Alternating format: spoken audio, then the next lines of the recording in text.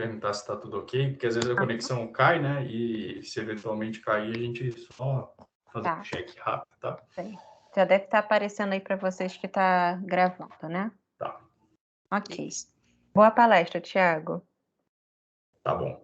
Bom, pessoal, primeiramente agradecer a oportunidade da Abraco, né, de poder fazer esse treinamento. Já tinha combinado com o professor na época, ainda estava na engenharia de aplicação e agora estou fazendo a transição aí na parte da gerência, né, de assistência técnica e desenvolvimento de mercado, tá?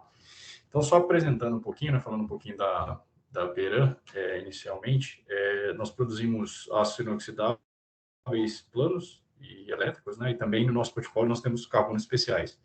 Basicamente, dentro do mercado de inoxidáveis, né, eu atendo a parte da assistência técnica e desenvolvimento de mercado, e eu vou estar apresentando para vocês a respeito do aço inoxidável, né? Então, a gente dá uma passada sobre os conceitos principais, né? O que é o aço inoxidável, a diferenciação técnica, os conceitos principais. A gente também dá uma passada sobre os principais mercados, os principais segmentos, especificações técnicas, né? Que eu acho que é a parte mais importante. Bastante clientes, né? Eles não têm ideia de que o portfólio é tão grande, né? De aço inoxidáveis, com vários grades de resistência à corrosão e cada um para uma particularidade de aplicação.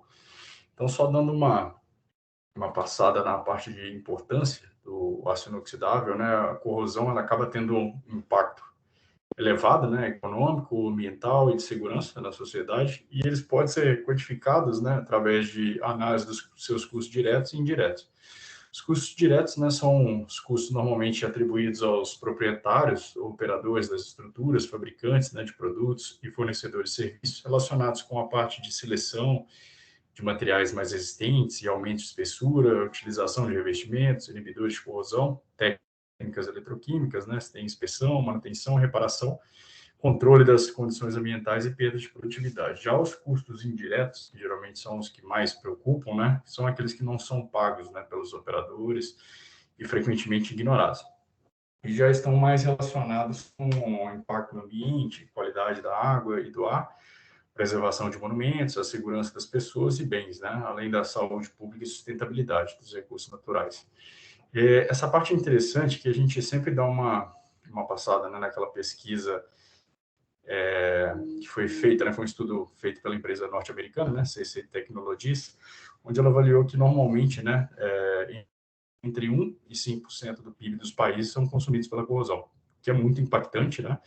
E no Brasil foi realizada uma pesquisa também com o apoio da USP, né, onde o número é equivalente a 4%, né, foi pesquisa feita em 2016, que acabou gerando custo aí em torno de 236 bilhões para o Brasil em 2015 e 2016.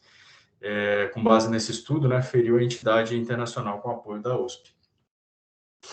Essa parte ela é bem interessante, que a gente faz o mapa, né, de corrosividade do Brasil, que acaba tem uma extensão litorânea, né, de mais de 7 mil quilômetros, cuja área apresenta uma concentração de 95%, né, do produto interno bruto. Só para vocês terem ideia, né, essas regiões litorâneas são as regiões mais agressivas justamente por conta do íon cloreto, né? Regiões como de Fortaleza, que além de ter a presença, né, de ser uma região litorânea mais agressiva, também você tem regiões industriais. Então, acaba potencializando, né, em termos de corrosão, onde a gente faz esse mapeamento, né, que a gente fala que é a tabela ou categoria de corrosividade. Então, C1 ali, por exemplo, é uma região muito baixa, né, em termos de corrosão. Então, você pega o interior, por exemplo, certificações condicionadas para o conforto humano, né? Então, são residências, escritórios, lojas, escolas e hotéis. Você pega regiões mais críticas, né? Por exemplo, de C4 alta até o C5-1, que é muito industrial. Então, às vezes tem um polo industrial, né? Por exemplo, você pega Fortaleza, você já tem os dois. Além de ser uma região litorânea, que é agressiva, né? Por conta da salinidade, você também tem um polo industrial, o que acaba potencializando em termos de corrosão. Então, por isso que geralmente lá é onde você tem mais problemas, né, de corrosão. Mas o normal é regiões onde a gente tem as regiões litorâneas são as mais impactantes, né, em termos de corrosão. Só dando uma passada sobre o objetivo do treinamento, né, mais fornecer subsídios, né, informações aos profissionais, né, da área técnica e comercial sobre o mercado mundial e brasileiro, né, dos aços inoxidáveis. Então, dou uma passada nos segmentos principais aplicações que são interessantes, né, para conhecer. Parte do fluxo de produção, só para dar uma ideia macro, né, de como é produzido o aço inoxidável. É interessante a gente falar um pouco a respeito, né? As noções gerais, os conceitos principais dos aços inoxidáveis, as principais características, os principais segmentos, né? A gente vai ver linha branca, automotivo, o bem de capital, óleo e gás, onde é aplicado o aço inoxidável, as principais famílias, né? Então, você tem lá as famílias austeníticas, ferríticas, martensíticas, duplex. O que são essas famílias, né? Vou dar uma passada também, uma explicada. As principais propriedades do aço inoxidável, que é importante, né? Os conceitos, por que a resistência à corrosão do aço inoxidável é mais elevada, em comparação, por exemplo, com o aço carbono comum. Além das principais propriedades, né? Fala um pouquinho de soldagem também, eu sempre atrelo composição química, microestrutura, soldagem, estampagem e resistência à corrosão, que são os três pilares principais, né, do aço inoxidável.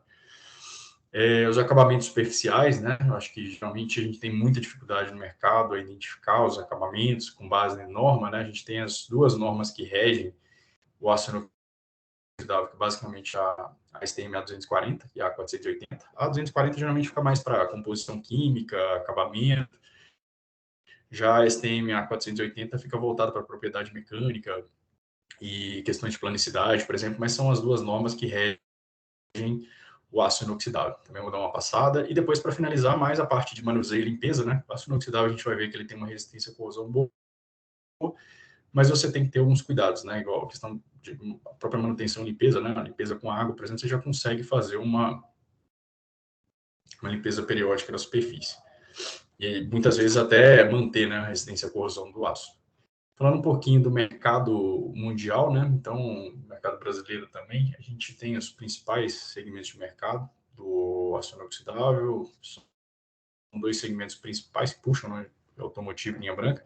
Então, sistema de exaustão de veículos, né? Hoje, boa parte dos veículos leves e pesados o sistema de exaustão são em aço inoxidável, né? Desde o coletor até a ponteira, que é bem interessante, né? Hoje você tem maior resistência à corrosão e maior resistência à oxidação também. Então, você chega a temperatura no coletor que pode chegar a 900, 850 graus.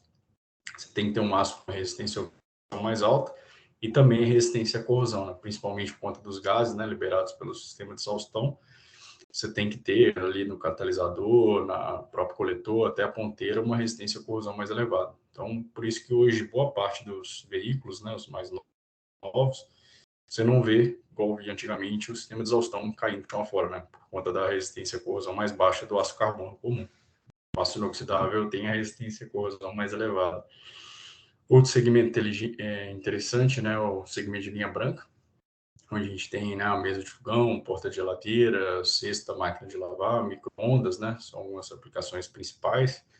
Bem de capital, né, tanques e caldeirarias em geral, onde a gente tem diversas aplicações, né, segmentos até muito importantes, como o sucrogoleiro, que a gente desenvolveu bastante aplicação ao longo do tempo, em aço inoxidável. O segmento de óleo e gás, né, o tubo flexível, que tira o petróleo da camada de pré-sal, né, o que vai em contato mesmo com o petróleo é um aço inoxidável, né, o aço inoxidável duplex, que é por conta principalmente do ácido sulfídrico, né, que tem muito agressivo em termos de corrosão. A gente utiliza o ácido inoxidável duplex, que além de ter um teor de cromo bem mais elevado, também tem a presença do níquel, né, que aumenta a resistência à corrosão. O setor de transportes, né, os vagões metroferroviários, ali você tem um acabamento, né, uma propriedade mecânica que a gente fala, um aço inox bem mais elevado. Então, são aços com acabamento que a gente fala, acabamento encruado, né? Você não faz o recozimento final para justamente chegar a propriedades mecânicas mais elevadas. Segmento de construção civil, né? Aí vai desde fachada de prédio, né? Os retrofits prediais e outras aplicações, como gabinete elevador, que a gente vê muito, né? 439, 441. Vou dar uma passada também nos aços que são aplicados nesse segmento.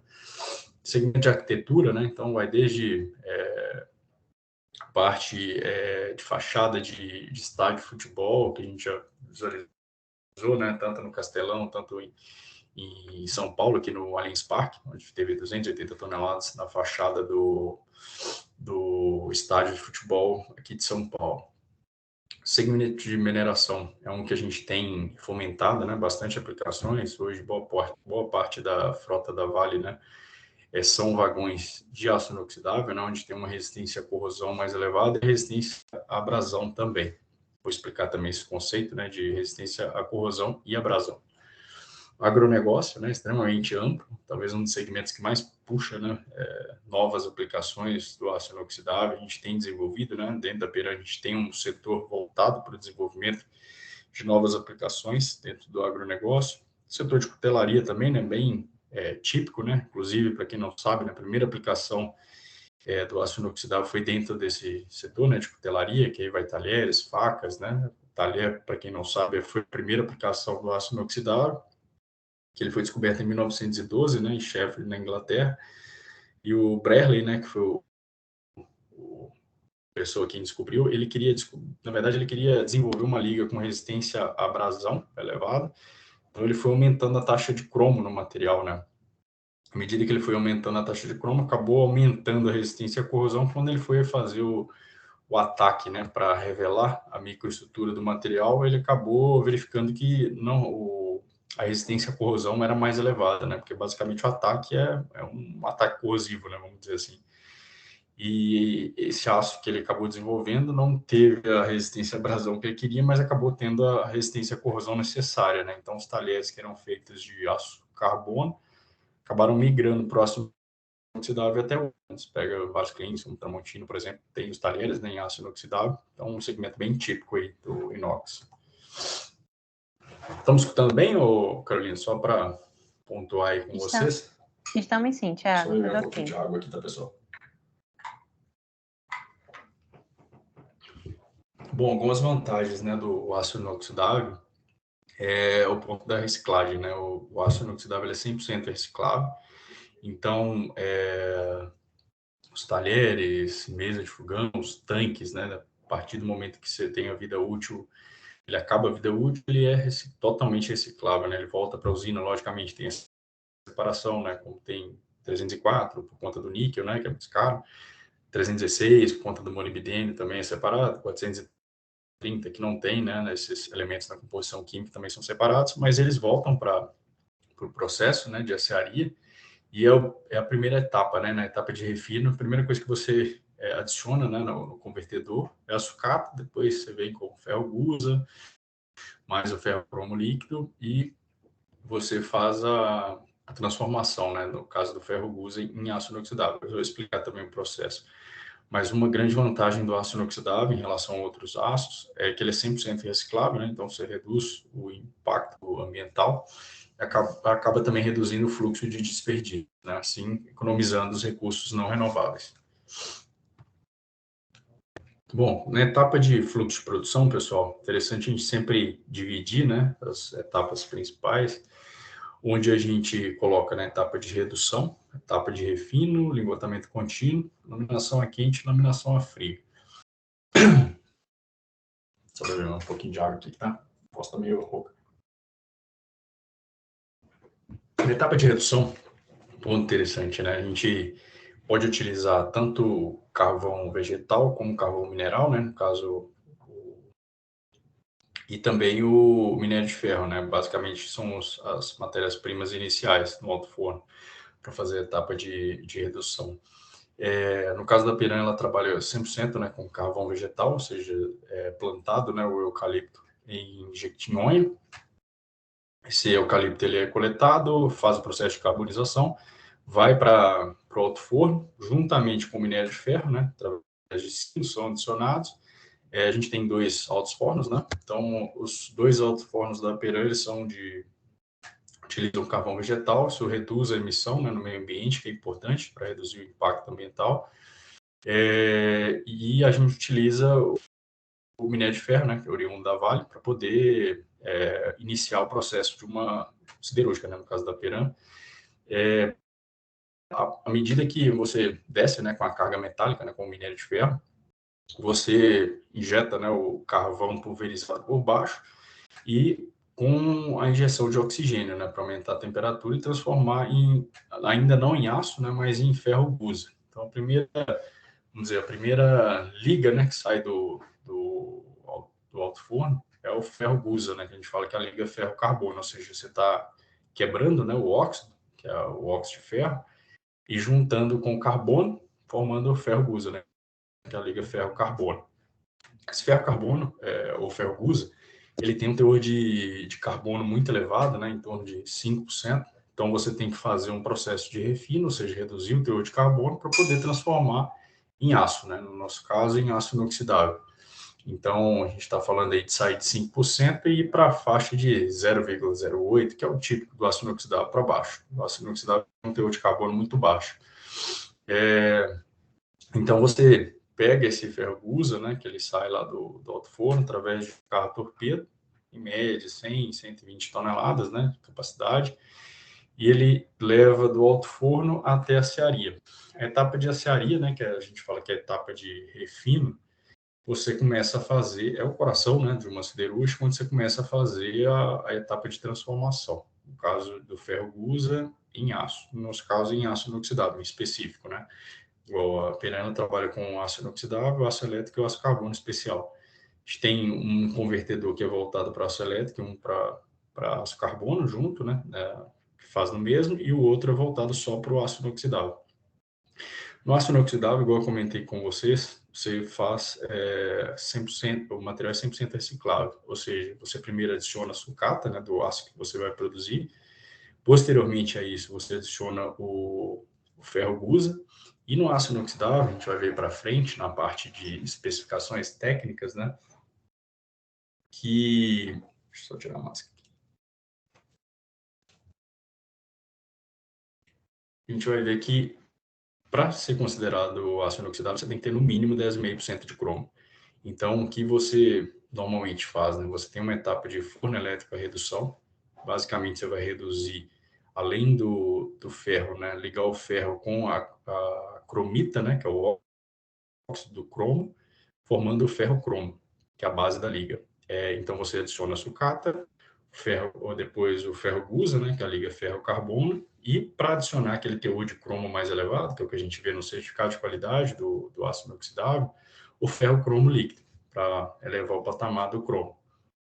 Esses três produtos, né, vamos dizer assim, que são adicionados, sucata, ferro carbono, né, que é o ferro gusa, mais o ferro cromo líquido, você, através de uma injeção de oxigênio, né, com uma lança refratária, aumenta a temperatura, ou seja, começa o derretimento, né, do banho, vamos dizer assim, nós estamos falando de aço líquido, e faz a transformação, de fato, do ferro gusa, né, a liga ferro-carbono, em aço. No nosso caso, em aço inoxidável, por conta desse teor mais alto de cromo, né, que quando o Bradley foi descobrir, na faixa de 10,5% é o mínimo que o aço, para ser considerado o aço inoxidável. Além disso, né, outros elementos, quando você vai produzir, por exemplo, um 304, que tem o níquel na composição química, você adiciona o níquel também. Outros elementos, né, 316, que tem molibdênio, que aumenta a resistência à corrosão, você adiciona molibdênio também no convertedor. Então, manganês, por exemplo, né, liga ferro-manganês, você adiciona também no convertedor. E com a lança de oxigênio, você consegue, além de reduzir o teor de carbono, como eu falei que a gente sai de em torno de 5%, né, do alto forno, muito elevado, material totalmente quebradiço, né, não tem aplicação, você tem que fazer o refino, ou seja, baixar o teor de carbono, então vai ficar lá na faixa de 0,08, 0,07, até 0,03 é o típico aí do aço inoxidável, então é muito baixo. Tem relação ao aço carbono comum.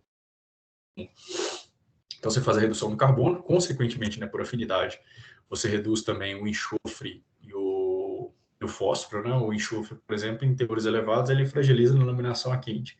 O fósforo, em teores elevados, fragiliza na laminação a frio. E além disso, também redução do silício, né? O silício também, para o aço inoxidável, ele não é benéfico, né? Vamos dizer assim, em termos de propriedade, mas no aço elétrico que a gente produz, por exemplo, ele tem um teor de silício mais alto, né? Para ter propriedade magnética, por exemplo. E no aço inoxidável, não. Basicamente, né, você tem outros elementos, como o cromo, que faz a maior resistência à corrosão, o níquel, que aumenta a resistência à corrosão, melhora na questão da propriedade mecânica, manganês, né, que melhora na propriedade mecânica também, e reduz o teor de carbono. Posteriormente, a etapa de refino, né, do convertedor, igual o próprio nome diz, né, ele converte o ferro gusa em aço, né, no nosso caso em aço inoxidável.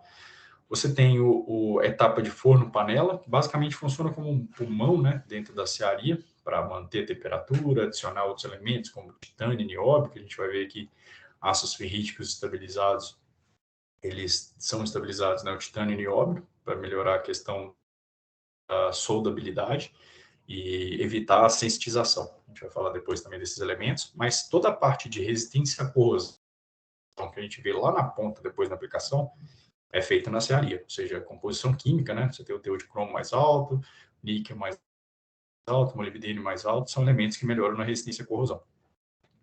E fora isso também a questão da propriedade mecânica, né? Então você tem depois da etapa de refino, né, o vazamento.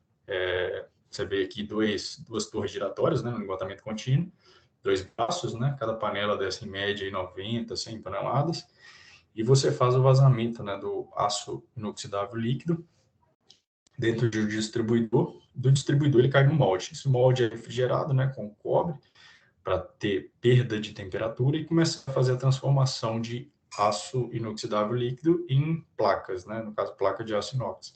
Essa placa em média aí sai com 200 milímetros de espessura, então é bem espessa, né? O comprimento varia, né, mas em termos de peso aí, na média 20, 25 toneladas. Uma placa total. E depois que saem essas placas, né, elas são acondicionadas, por exemplo, os aços inoxidáveis ferríticos, né, eles são acondicionados em vagões com uma tampa refratária para evitar a perda de temperatura brusca, porque senão ele trinca igual vidro, né? Então, os aços inoxidáveis ferríticos, você tem essa particularidade. Os austeníticos, né, 304, 316, por exemplo, eles não sofrem dessa questão, né? Então ele pode ser acionado no meio ambiente, no meio comum. Posteriormente a isso, essas placas são transportadas através de vagões e depois chegam, né, na laminação a quente para justamente começar o processo, né, de redução da espessura, consequentemente vai aumentar o comprimento, né, e aí você começa a ter a transformação, por exemplo, da bobina laminada a quente, que é no processo de laminação a quente, bobina laminada fria, né, que já é da etapa de laminação a frio, ou seja, para redução de espessura mais brusca, mas basicamente diferenciando, né, laminação a quente de laminação a frio, porque a laminação a quente, por conta da redução mais brusca, né, de espessura, vamos dizer assim, você tem que colocar em fornos, né, essas placas para amolecer o aço e poder reduzir drasticamente, né, a espessura. Só para ter ideia, em faixa aí, o laminado a quente vai até 2,6, por exemplo, em termos de mínimo de espessura. Tem alguma variação de liga para liga, né, mas em média tem esse tipo de redução, né, que é bem grande, né, sair de 200 milímetros para 2,6, 3 milímetros, né, numa BQ, bobina laminada quente, é muito grande. Então, para reduzir o consumo de energia, consequentemente, você tem que aquecer essas placas, né, para poder laminar. Daí vai o nome, né, laminação a quente e laminação a frio, basicamente laminação em temperatura ambiente, e aí para espessuras já menores. Bom, falando em acabamentos, né, falei um pouco do fluxo de produção. Se o pessoal quiser tirar alguma dúvida, a gente pode fazer em etapas. O que você acha, Carolina? A gente dá Pode uma ser, paradinha, tira umas pode ser, dúvidas e aí Thiago. depois vai entrando na parte de conceitos, especificações. O que vocês acham? Pode ser. Se o pessoal quiser postar a dúvida aqui pelo bate-papo, a gente pode ler para o Thiago. Deixa eu ver se tem alguma perguntinha, então. Chat. Bom, A acho que não gente, tem. a gente tinha recebido algumas perguntas na ficha de inscrição também, Thiago.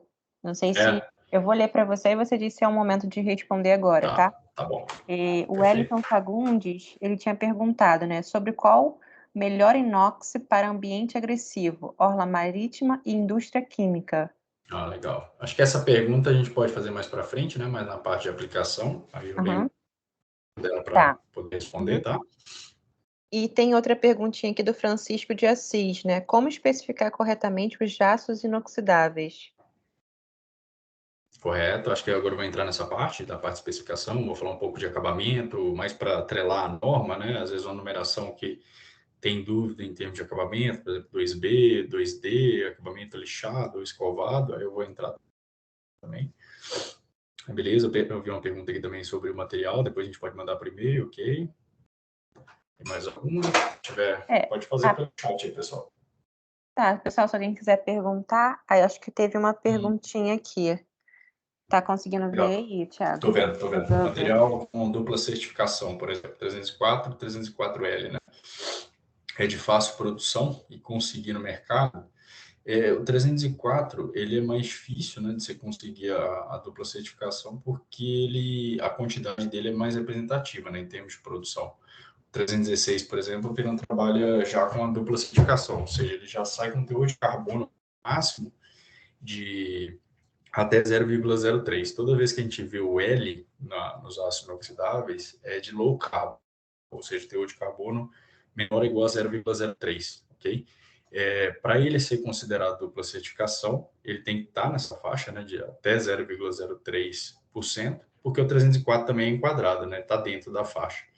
Agora, para CL, ele tem que ter no máximo 0,03. Então, 304, pela maior produção, né, vamos dizer assim, é mais complexo, né, por conta da alta produtividade. Mas dentro da produção você tem essa, às vezes que a gente fala, né, um enquadramento em dupla certificação, ou seja, você tem um 304 que ele está com teor de carbono máximo até 0,03. Ele é um 304/304E. Então, 316, por exemplo, que a gente produz, ele já sai no máximo até 0,03, porque a quantidade é bem menor. Então, é mais fácil você controlar, vamos dizer assim, num processo de produção dentro da cearia, né? Vamos dizer assim. Se tiver mais alguma pergunta, pessoal, nessa parte de fluxo de produção. Esperar um minutinho, se tiver mais alguma, a gente continua. Beleza, vamos continuar então. Ok? Tá legal aí? Tá escutando bem? Ok. Ou... chegou mais uma aqui, Thiago. Deixa eu ver. Da Thaís. Pode perguntar, pessoal. Tá. Essa pergunta é legal porque quando a gente fala em resistência à corrosão, basicamente é na composição química do aço, né? Então é lá a cearia mesmo. Tanto a parte de microestrutura, né? Também porque você tem os elementos que vai ter depois ser mais benéfico em termos de propriedade mecânica, por exemplo, manganês, próprio níquel, né? Que melhora na resistência mecânica. Essa pergunta é interessante, né? Porque os aços da série 200 são menos resistentes à corrosão? Porque ele também é considerado austerítico, né? Ele é da família do 304. Porém, a série 200 você reduz o níquel e substitui ele por manganês e nitrogênio.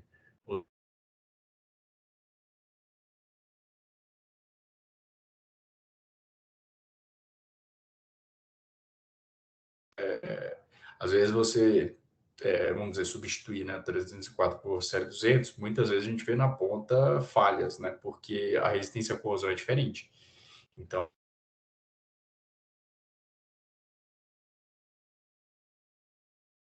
dependendo da região, né?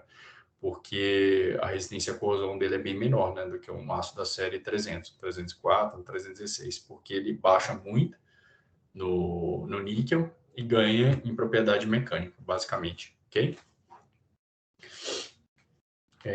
Se tiver mais alguma, pessoal, pelo chat, bom, ok. Se tiver mais alguma, você me fala, tá, Simone? Tá bom, Thiago, vamos dando sequência, se tiver eu te aviso, pode deixar. Tá. Então, essa basicamente é a etapa de produção, né, pessoal? Então, você tem lá a laminação a quente, que a gente fala que quando o produto é BQ, é a bobina laminado a quente. BF, isso falando na ponta, né, no mercado, que é comum. BF é bobina laminado a frio.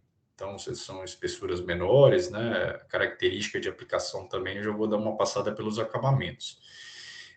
O acabamento número 1, ele é o acabamento da BQ, ou seja, do produto laminado a quente, ok? Ele é um acabamento mais fosco, tá? Então, são acabamentos, por exemplo, de bens de capital, você tem aquelas caldeirarias, tanques enormes, né? De sucro alcooleiro, de etanol de milho, por exemplo. É muito comum nesses acabamentos número 1, que é o acabamento laminado a quente. Ele é um acabamento mais rugoso em relação ao acabamento do produto laminado a frio, tá? O acabamento 2D é o acabamento do sistema de exaustão dos nossos veículos, né? Que é aquele acabamento mais fosco, porém laminado a frio. Então, você tem uma rugosidade já menor do que o acabamento laminado a quente. O acabamento 2B de bola, que é o acabamento da nossa pias e cubas, da própria moeda, né, de 50 centavos, e o miolo da moeda de R$1, as torneiras, né, das mesas de fogão, porque a mesa de fogão, às vezes, ou pode ser o 2B ou pode ser o lixado. O lixado, geralmente, é o acabamento um pouquinho mais, vamos dizer, fica aquele aspecto de modernidade, né, vamos dizer, no ambiente. É o acabamento, por exemplo, dos gabinetes dos elevadores. Você tem um acabamento que também é laminado, que é o Roledon, que é interessante porque, só comparando, né, o 2B, o material ele entra na linha como 2D, fosco, ok? E através da laminação com um cilindro brilhante, ele, através de impressão de rugosidade, ou seja, reduzindo a espessura e reduzindo a rugosidade, ele transforma o acabamento 2B em 2B. Então, ele sai de fosco para brilhante durante a laminação a frio. O Roledon, interessante é que esse cilindro, ao invés de ser brilhante durante a laminação, ele é rugoso. Então, ele faz a transferência de rugosidade do cilindro, né, durante a laminação para o material, transformando o material com um aspecto de lixado, porém o acabamento é laminado, ele não é lixado, né? O lixado já é uma espécie de agressão, né, na superfície, então você faz aquele acabamento lixado, né, faz as rugosidades, mas você também pode fazer ele laminado, então ele fica semelhante ao acabamento lixado, né, ou escovado, porém um acabamento laminado. Já o número 4 mesmo, né, é o lixado, são através de lixas, né, em torno aí de 320 mesh, em termos de rugosidade, que o acabamento número 4 em torno aí de até 0,5 microns RA, em termos de rugosidade. Quando a gente fala acabamento lixado e escovado, é a mesma coisa, tá, pessoal? Na ponta, alguns clientes falam, eu quero acabamento escovado, quero acabamento lixado, é a mesma coisa. Tanto laminado a quente, tanto laminado a frio, a faixa de rugosidade até 0,5 microns RA. Logicamente, o laminado a quente é mais difícil, né, de se lixar, porque a rugosidade dele é maior, ok? Acabamento número 6 é o Satin Finish, ou acabamento acetinado, né, que é uma rugosidade ainda menor, em torno de 0,06, só para ter ideia, o lixado nós estamos falando de 0,5 microns RA. O Satin Finish, que é aquele acabamento de porta de geladeira, por exemplo, alguns equipamentos de utilidades domésticas também, a gente fala que é o número 6. Todos esses aqui, essa numeração, é o acabamento da norma ASTM 240, tá? Então, a gente está falando de acabamento de norma mesmo. Então, quando você for falar, eu quero comprar um material acabamento lixado, escovado, número 4.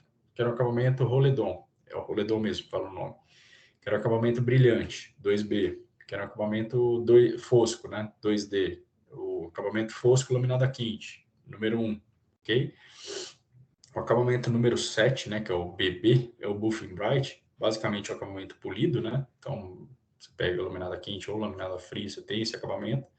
E o interessante aqui, né, quando você pega o comparativo, né, por exemplo, 430 brilhante a 304 brilhante 2B, a gente vê que tem uma diferença de brilho, justamente porque os ferríticos, né, você consegue chegar a um brilho mais acentuado, né, justamente por conta mais no procedimento de recozimento, onde você tem um menor teor de cromo, né, quanto maior o teor de cromo, maior, vamos dizer, o percentual para poder fazer um processo de decapagem, você vai agredir um pouco mais a superfície, vai ficar mais rugoso e a rugosidade está atrelada ao brilho também. Quanto menor a rugosidade, maior o brilho.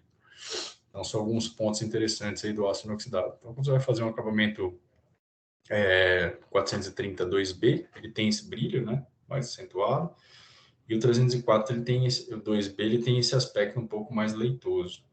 E aí o lixado já 430 já é bem semelhante, né, do 430 e do 304.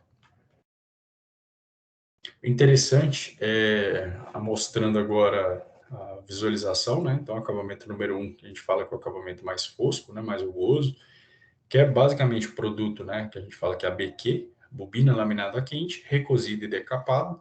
Você também tem o número 0. O número 0 é laminado a quente, recozido, porém não faz a decapagem. Então o aspecto fica escurecido, né, justamente por conta do óxido, ou seja, você não decapou a superfície.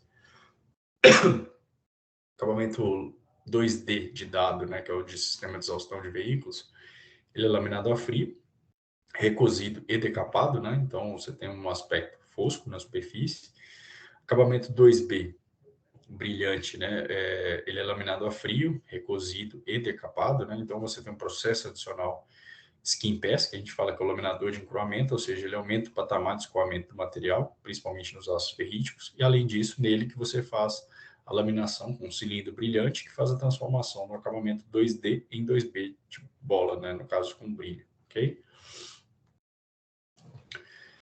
Acabamento número 4, que eu falei que é o lixado, escovado, né? Então ele é laminado a frio, recozido e decapado, né? E lixado em uma face, para rugosidade aí máxima de 0,4, 0,5 microns RA, com posterior passo de planicidade no Skin Pass, né? Você pega segmentos como de elevador, você tem que ter uma planicidade mais alta, né? E o nível de flash é bem mais fechado.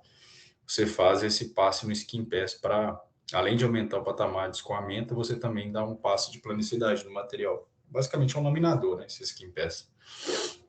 Número 7, né? Que a gente vê, por exemplo, em equipamentos hospitalares, né? Por conta também polimento. Você diminui a rugosidade, aumenta o brilho, porém também, diminuindo a rugosidade, você dificulta também a adesão de depósito na superfície, o que facilita o procedimento de limpeza. Então, por isso, equipamentos hospitalares, equipamento de banheiro, né, você vê muito acabamento polido, e além disso, ele melhora a resistência à corrosão.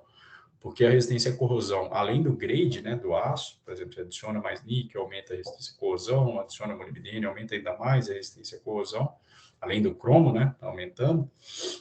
Você também consegue, por exemplo, um aço 304 polido e um 304 2B, o polido tem resistência à corrosão maior. Por quê? Basicamente, você está diminuindo a rugosidade, né, com o polimento, e tá, além de aumentar o brilho, também está dificultando a adesão de depósito na superfície, facilitando a limpeza e aumentando a resistência à corrosão. O roledom é um acabamento laminado, né, igual eu falei, então acabamentos laminados e polidos, quando você compara com lixado, eles têm resistência à corrosão mais elevada. Falando no mesmo aço, tá, pessoal? Porque às vezes você aumenta o grade também, aumenta a resistência à corrosão.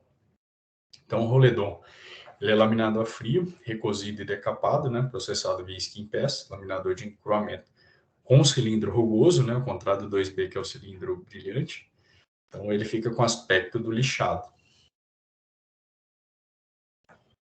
E aí a gente vai entrar na parte das noções gerais, tá? Dos aços inoxidáveis. Vou dar mais uma paradinha, se tiver alguma pergunta. Essa parte de acabamento.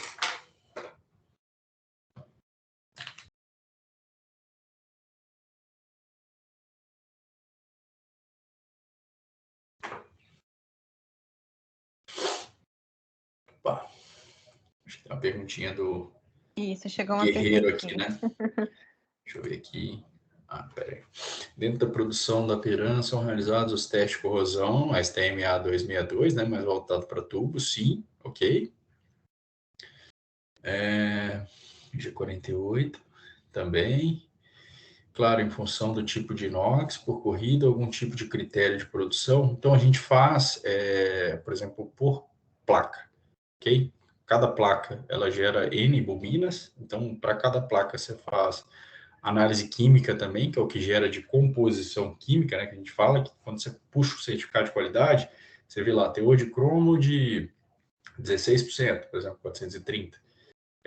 304, aí está lá 18% de cromo, 8% de níquel. Tudo sai lá da cearia, né? Então é feito placa a placa, né? A composição química, mas vamos dizer assim, a corrida mãe, né? Porque a corrida, em média, numa panela, ela tem 90 toneladas, vamos dizer assim, em média. Cada corrida você faz a composição química do material, ou seja, você tira lá uma amostrinha, né, para fazer análise química, depois essa corrida ela é vazada, gera, vamos dizer, 4, 5 placas em média no processo, mas vamos dizer, a unidade metálica mãe, né, vamos dizer assim, seria uma corrida, ok? Que aí depois vai gerar N placas, que vai gerar N bobinas. Então a gente fala a rastreabilidade de composição química, basicamente é isso. A STM6262, eu acho que depois a gente vai dar uma aprofundada nela, que é mais voltada para a parte de tubos, tá? Mais alguma pergunta, pessoal?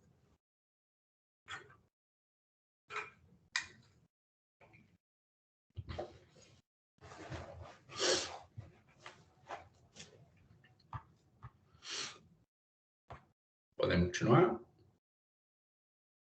Beleza. Continuar, Podemos tá? sim, Thiago. Podemos. Pode fazer. Não, acho que era só a Zeip Ah, falando. tá, podemos Pode seguir, ser. né? Isso.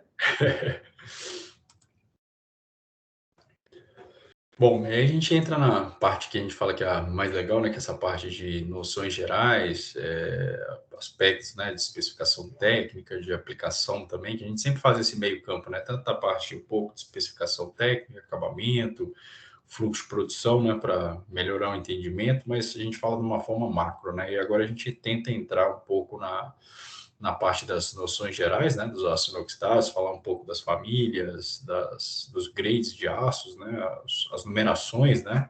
Muita gente pergunta se às vezes a numeração tem algum sentido, né, vamos dizer, pelo fato de ser 430, 304. Eu falo que é mais divisão por família, né, por ser 304, por exemplo, a série 3X ou série 300, é o 304, 316, 310, né, você tem vários grades. Família ferrítica, né? Você fala série 400 ou 4X, aí você tem 430, 439, 441, 444, né? São alguns aços da família ferrítica. Você tem os martensíticos, né? 420, 498. A gente tem o Endur, por exemplo, que foi produzido recentemente na Peran também, que é interessante. Os duplex, que é totalmente diferente, né? Que a gente vai dar uma passada. Essa parte de aços versus oxidação, né? A professora sabe bem nessa parte de corrosão. Interessante, né? Que a gente extrai, né, o minério de ferro através da Vale, que fornece, juntamente com o carvão e mais energia, vamos dizer assim, né, a gente transforma em metal. Só que a reação espontânea, né, ao longo do tempo, é você ter oxidação do material, ou seja, a energia contida, né, nos produtos de corrosão ela é menor, né, que a energia do metal. Logo, a tendência espontânea, né, é a transformação do metal nos seus compostos, ou seja, em óxido, produto de corrosão, ao longo do tempo. E aí, no caso do aço carbono, né, o aço comum que a gente fala, você tem algumas alternativas, né, contra a oxidação, né, para evitar, né, proteger a superfície. Então, você tem pintura, né, revestimento, superfície, aí você vai galvanização, metalização, ou no caso dos aços inoxidáveis, desenvolvimento de ligas especiais, né. O inox, só comparando, né, com o aço carbono, o aço comum, é uma liga de ferro, né, e carbono. Você tem adição, logicamente, de outros elementos, manganês, titânio, mas basicamente, né, a base da liga é o ferro carbono. Já o aço inoxidável, né, também é uma liga de ferro, né, o maior percentual é de ferro da composição química. Você tem também o carbono, né, e adição de cromo. Como eu falei com vocês, o mínimo do aço inoxidável é 10,5% de cromo.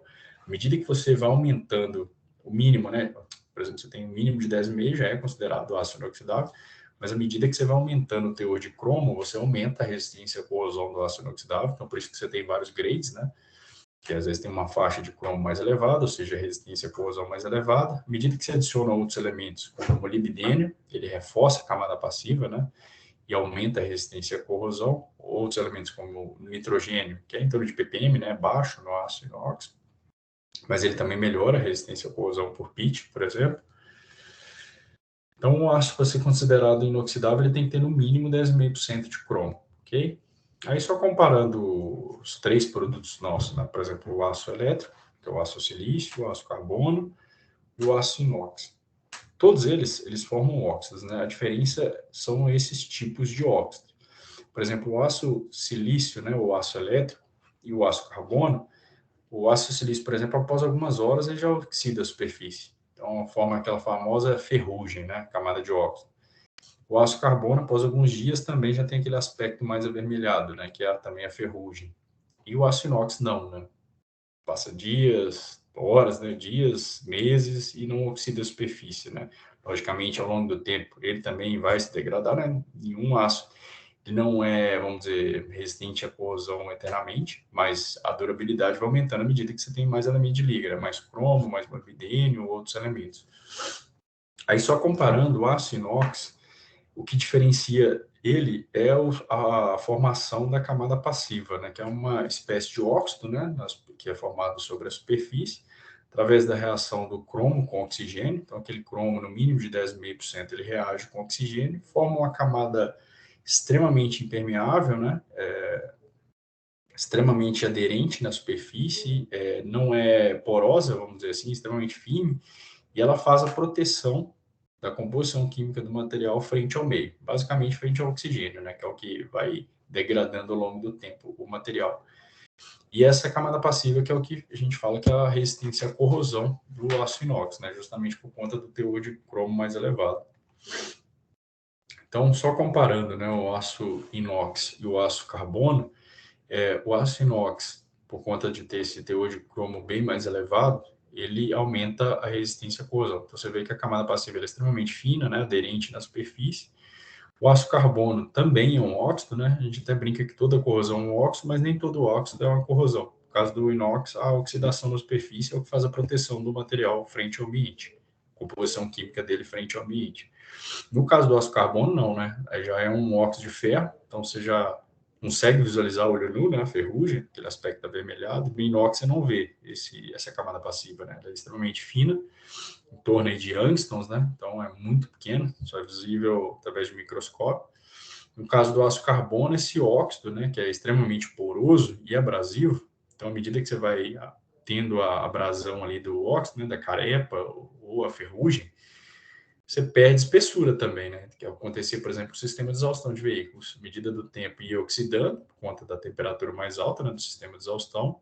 Você tinha qualquer abrasão ali na superfície e ia perdendo espessura até romper. Igual caía antigamente pro chão afora, né? Por conta da menor resistência à corrosão do aço carbono. Algumas alternativas, né? Para poder proteger dessa formação de óxido é a pintura, né? Ou a galvanização, por exemplo, que é uma proteção, né, com um revestimento de zinco.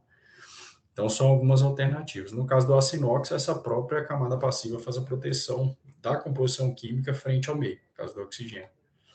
Então, à medida que você tem um meio oxidante, né, você tem a formação da camada passiva, ou seja, o cromo vai reagir com o oxigênio formando Cr2O3, que é a cromita, né, que é quando a gente pega o óxido lá para poder fazer o ferro-cromo líquido, você parte também da cromita, ok? Algumas características da camada passiva, né? Ela é extremamente estável e aderente, extremamente fina, né? De 30 a 50 angstroms, igual eu falei. Camada passiva você não visualiza a olho nu, é só através de microscópio, ao contrário da ferrugem, né? Do aço carbono. Ela é invisível, né? E autorregenerável em meio oxidante. Meio redutor não, mas meio oxidante você consegue recuperar a camada passiva. E necessita de cuidados especiais para permanecer inalterada. Eu vou dar uma entrada mais na parte de manutenção e limpeza, tá? Se tiver alguma dúvida nessa parte, a gente entra na parte de famílias e aplicações. Essa parte de composição química, de resistência à corrosão, vamos ver se tem algum. Deixa eu ver. Dá um minutinho, se tiver alguma pergunta, a gente já.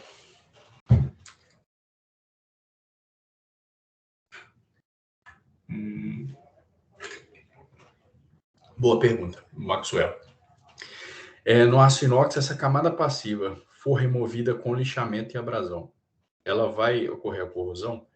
Ela reduz a resistência à corrosão, né? Igual eu falei com vocês, quando você faz um polimento na superfície, né? Que é através de pasta, por exemplo, você reduz a rugosidade e acaba aumentando consequentemente o brilho, mas também a resistência à corrosão. Comparando o mesmo aço, né? Por exemplo, 304 2B e um polido. O polido tem resistência à corrosão mais alta, acabamentos. No caso do lixado, por exemplo, você tem um acabamento 2B, aí você lixa a superfície, você vai falar, perde a resistência à corrosão do aço inox? Não, não perde. Você reduz, porque você está agredindo a superfície, né? Há um lixamento na superfície, então você também vai aumentar a rugosidade e vai também, vamos dizer, facilitar mais a adesão de depósitos na superfície, que vai, consequentemente, ficar mais suscetível a uma corrosão, tá? Então, por exemplo, você pega uma orla marítima, por exemplo, vai fazer lá um pier, aí vai fazer o corrimão na orla marítima de aço inoxidável. Colocar lá um 316 que tem um molibdênio mais alto, né? Resistência à corrosão mais elevada. E aí você tem lá acabamento lixado e polido ou 2B, né? Que é o laminado a frio. Você vai usar qual? Um polido ou um laminado, né? Você pega, por exemplo, o prédio da Vivo, no Rio de Janeiro, é um acabamento 304 polido. Justamente porque vai diminuir a rugosidade e dificultar a adesão de depósito na superfície. Consequentemente, facilitando a limpeza, aumentando o brilho e também aumentando a resistência à corrosão. Então, por exemplo, acabamento lixado para ambiente externo, né, vamos dizer assim, não é o mais indicado. Mas você pega gabinete elevador, por exemplo, que é um ambiente interno, ou seja, não vai ter tanta adesão, né, de depósito na superfície, ele é um acabamento lixado, por exemplo. Ok? Já mais alguma pergunta?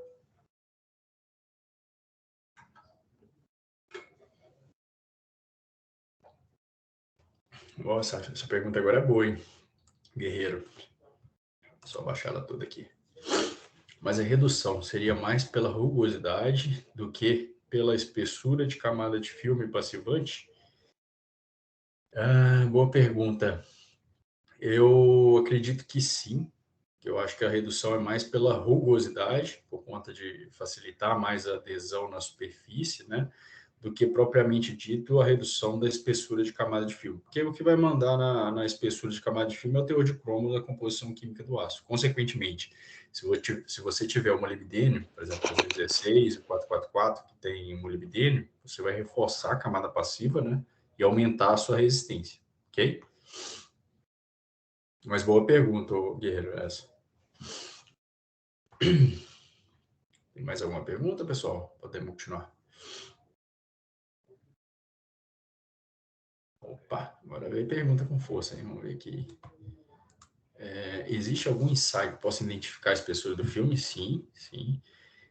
A gente tem alguns ensaios laboratoriais. Depois eu posso até, Guerreiro, se quiser deixar o e-mail, depois a gente pode pegar com o pessoal do centro de pesquisa, né? Qual que é o tipo de ensaio mais indicado para poder verificar a espessura do filme, mas isso consegue visualizar. Se eu não me engano, não sei se no MEV tem um equipamento específico que a gente consegue visualizar a espessura da camada passiva, tá? Mas depois, se quiser deixar um e-mail aí, tá, Guerreiro? Eu posso enviar para você. Isso aí é só checar com a turma da pesquisa. Boa, ok?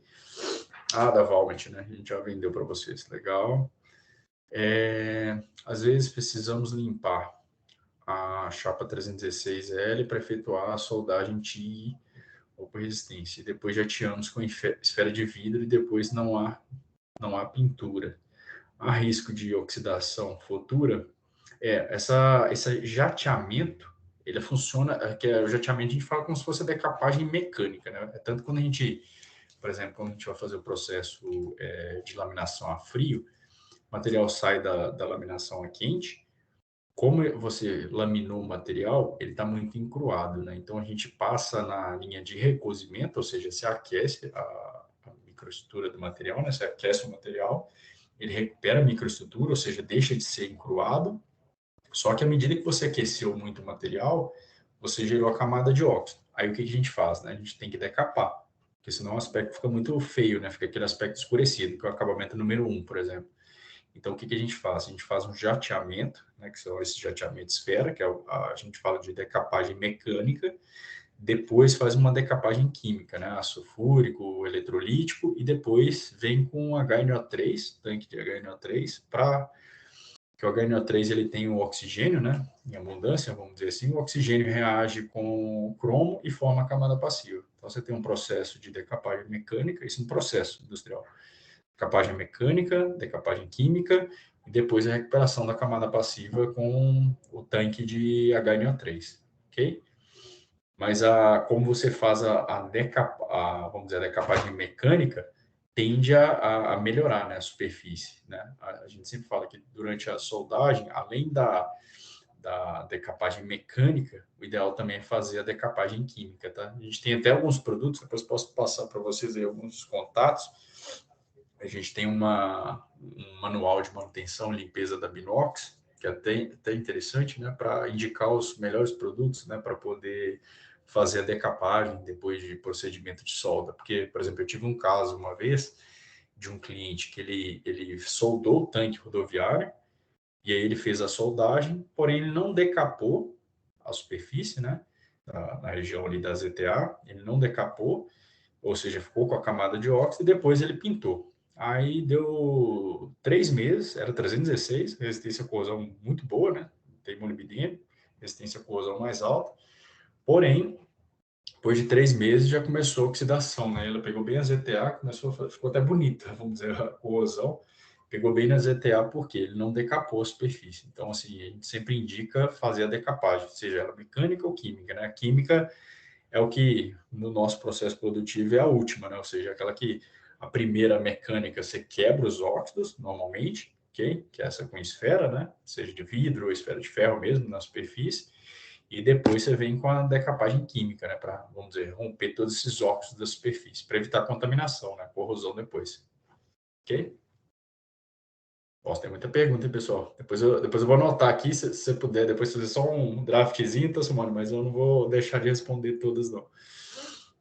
Trabalho como inspetora de pintura e instrutora de pintura industrial. Por favor, pode me enviar material, tá? Como usei. Ok, legal, vou mandar. Esse da Vinox, tá? De manutenção e limpeza. Os produtos mais indicados para decapagem, depois da soldagem.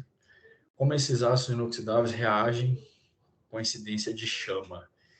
Esse é um negócio legal. A sensitização está ligada a essa incidência.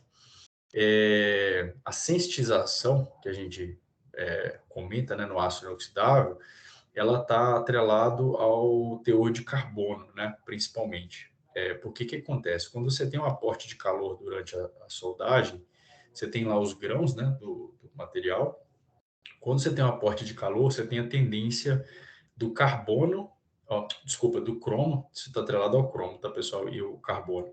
Você tem a tendência do cromo reagir com o carbono, por afinidade, né? E durante o processo de aumento de temperatura na soldagem, essa reação do cromo com o carbono, né? Ele precipita no contorno de grão e deixa a região descromizada, ou seja, o cromo está ali no grão para fazer a resistência à corrosão, né? Agora a gente está falando que à medida que você vai aumentando o grade, vai aumentando a resistência à corrosão. Então, a precipitação durante a soldagem, né, do carbono com o cromo no contorno de grão deixa a região descromizada, né, que é o que a gente fala de sensitização, ou seja, uma região sensitizada que fica mais suscetível à corrosão. No aço inoxidável austenítico, o que geralmente se faz? Reduz o teor de carbono, ou seja, os 304L de low carbo é justamente por isso, para melhorar a soldabilidade. Então, aços com teor de carbono até 0,03, que é o L, né, 316L, 304L, 301L, basicamente é o teor de carbono menor ou igual a 0,03, tá? Então, para onde é pré-requisito, né, a melhor soldabilidade, se indica-se nos aços austeníticos, os aços ao L, né, 304L, 316, 301L. No caso dos ferríticos, tinha-se no passado o preconceito de que o ferrítico era ruim para soldar, porque o 430, normalmente, ele não era estabilizado. Hoje já se tem ferríticos muito bons para soldar, e que acabam evitando a sensitização, só que é diferente, não é na questão do carbono, né, porque o carbono é até relativamente baixo, porém, o que se faz? Você adiciona titânio e nióbio. Por quê? Na composição química, né, você pega 441, 439, você adiciona titânio e nióbio, e aí, ao invés, durante o procedimento de soldagem na aporte de calor, ao invés do cromo reagir com carbono e precipitar no contorno de grão, reage o nióbio e o titânio. E aí forma carboneto, né? O carbono reage com o titânio e o nióbio, precipita no contorno de grão e deixa o cromo para fazer esse papel fundamental de resistência à corrosão. Então a gente fala de aços estabilizados, 441, 439, 444, são aços que são estabilizados ao titânio e nióbio, tá? Deixa eu ver aqui. A incidência à chama, né? A gente fala que é a oxidação. Então, vários aços, né? Depois posso mandar para o Luiz aí também, deixa o e-mail dele. E eu vou mandar também a tabela de resistência à oxidação dos aços. O aço, quanto maior o teor de cromo, maior a resistência à oxidação. Então, por exemplo, lá no coletor, sistema de exaustão do seu veículo, provavelmente hoje é um 441, 439 ali na região, porque ali vai até 850, 900 graus. Então, você tem que ter uma resistência à oxidação mais elevada, ou seja, teor de cromo mais elevado. Já na ponteira ali, já é um 409. Por exemplo, tem uma resistência à oxidação mais baixa. E a temperatura ali também é mais baixa, né? Para os casos de tubos de inox soldados, é usual o tratamento químico interno?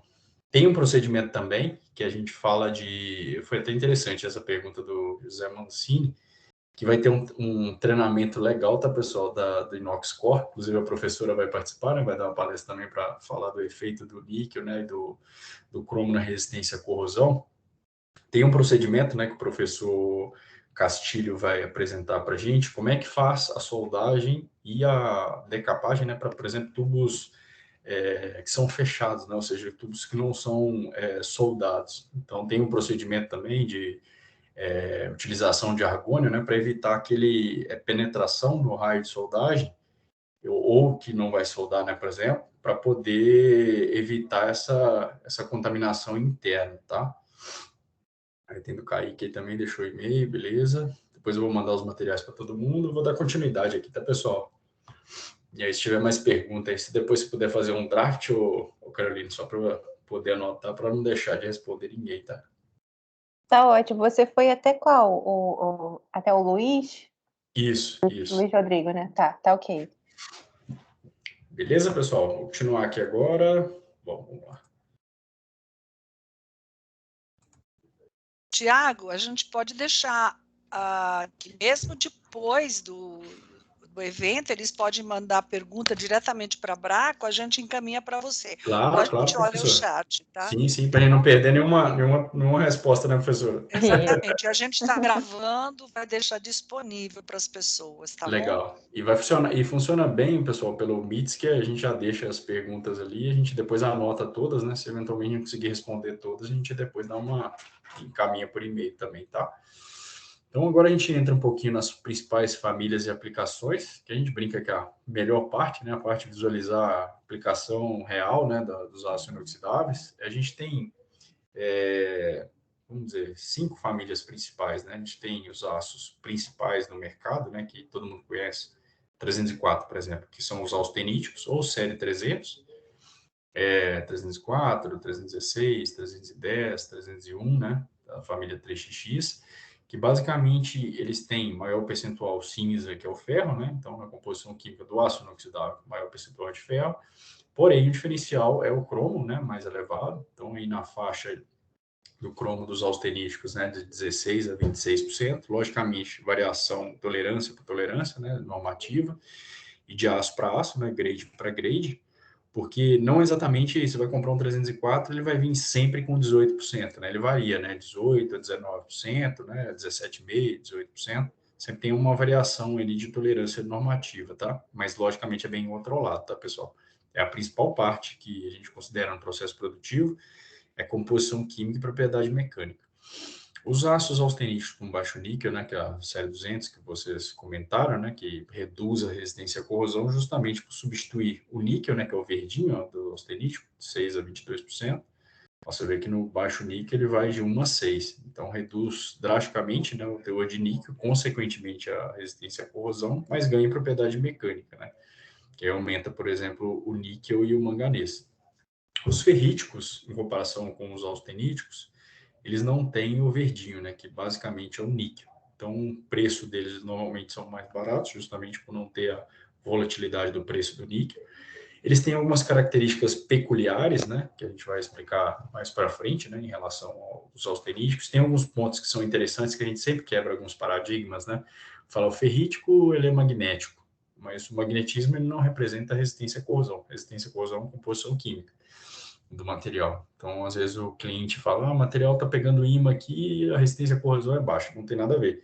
Resistência à corrosão é a composição química, né? O teor de cromo, o teor de molibdênio, são esses elementos, não o magnetismo em si que está atrelado à microestrutura do material. É uma característica peculiar, né? Por ser ferrítico, só que no passado atrelava-se ao aço carbono, que o aço carbono era ferrítico, e atrelava-se a resistência à corrosão do aço carbono, mas não tem relação do magnetismo com a resistência à corrosão. Resistência à corrosão é sempre composição química, tá? Martensítico, né, já tem a característica de maior dureza, né? Você pega as facas profissionais, por exemplo, ele tem um teor de carbono mais elevado justamente para fazer o procedimento de têmpera, né? Que só é realizado, por curiosidade, né, nos clientes finais. Por exemplo, você pega a Tramontina, que vai fabricar uma faca, ele sai da pera ferrítico e só é transformado em martensítico, ou seja, sai da microestrutura ferrítica para martensítica no cliente, tá? Ponto interessante. Os aços inoxidáveis ferríticos, né? A gente vê que a família é gigantesca, né? A gente vê 430, 439, 444, 409, 410, são vários. E o ponto interessante é que é igual a receita de bolo, tá, pessoal? Lá na cearia, quando a gente vai adicionando ou reduzindo elementos, você vai transformando em outros aços. Logicamente, tem a faixa de tolerância, né? Muitas vezes se sai fora, a gente fala que é o fora de faixa, né? O aço já é sucatado ou dependendo do processo, você consegue recuperar, aumentar determinado teor de cromo, níquel, entre outros elementos, para transformar em um aço ou outro. Mas, por exemplo, 430, ele tem teor de carbono, né, menor ou igual a 0,12, então baixo teor de carbono, né? Cromo de 16 a 18%. Por que a gente está sempre grifando o cromo, né? Porque quanto maior o teor de cromo, maior a resistência à corrosão. Adicionou elemento a mais, né, igual o molibdênio, melhora ainda mais a resistência à corrosão. Então, por exemplo, você parte no 430, você pega reduzindo o teor de carbono, reduzindo também o cromo, né? E adicionando titânio, você tem 409. 409, por exemplo, é para sistema de exaustão de veículos da parte fria, que a gente fala que é do catalisador para frente. Então, a resistência à corrosão dele é relativamente baixa, né? Média, né? 10,5 a 11,75. Então, está ali no mínimo para ser considerado aço inoxidável. 410. A gente tem aqui, né? Você reduz carbono, cromo. Então, o cromo dele é 10,5 a 12,5. 410 é interessante que ele é um aço que a gente usa para resistência à corrosão e abrasão, né? Ele é para ambiente úmido e abrasivo, ou seja, água e abrasão. Por exemplo, pega os vagões da Vale, né? Que hoje boa parte da frota substituíram de aço carbono por aço inoxidável, né? Que em média durava 7 anos, hoje dura 35, 40 anos com 410.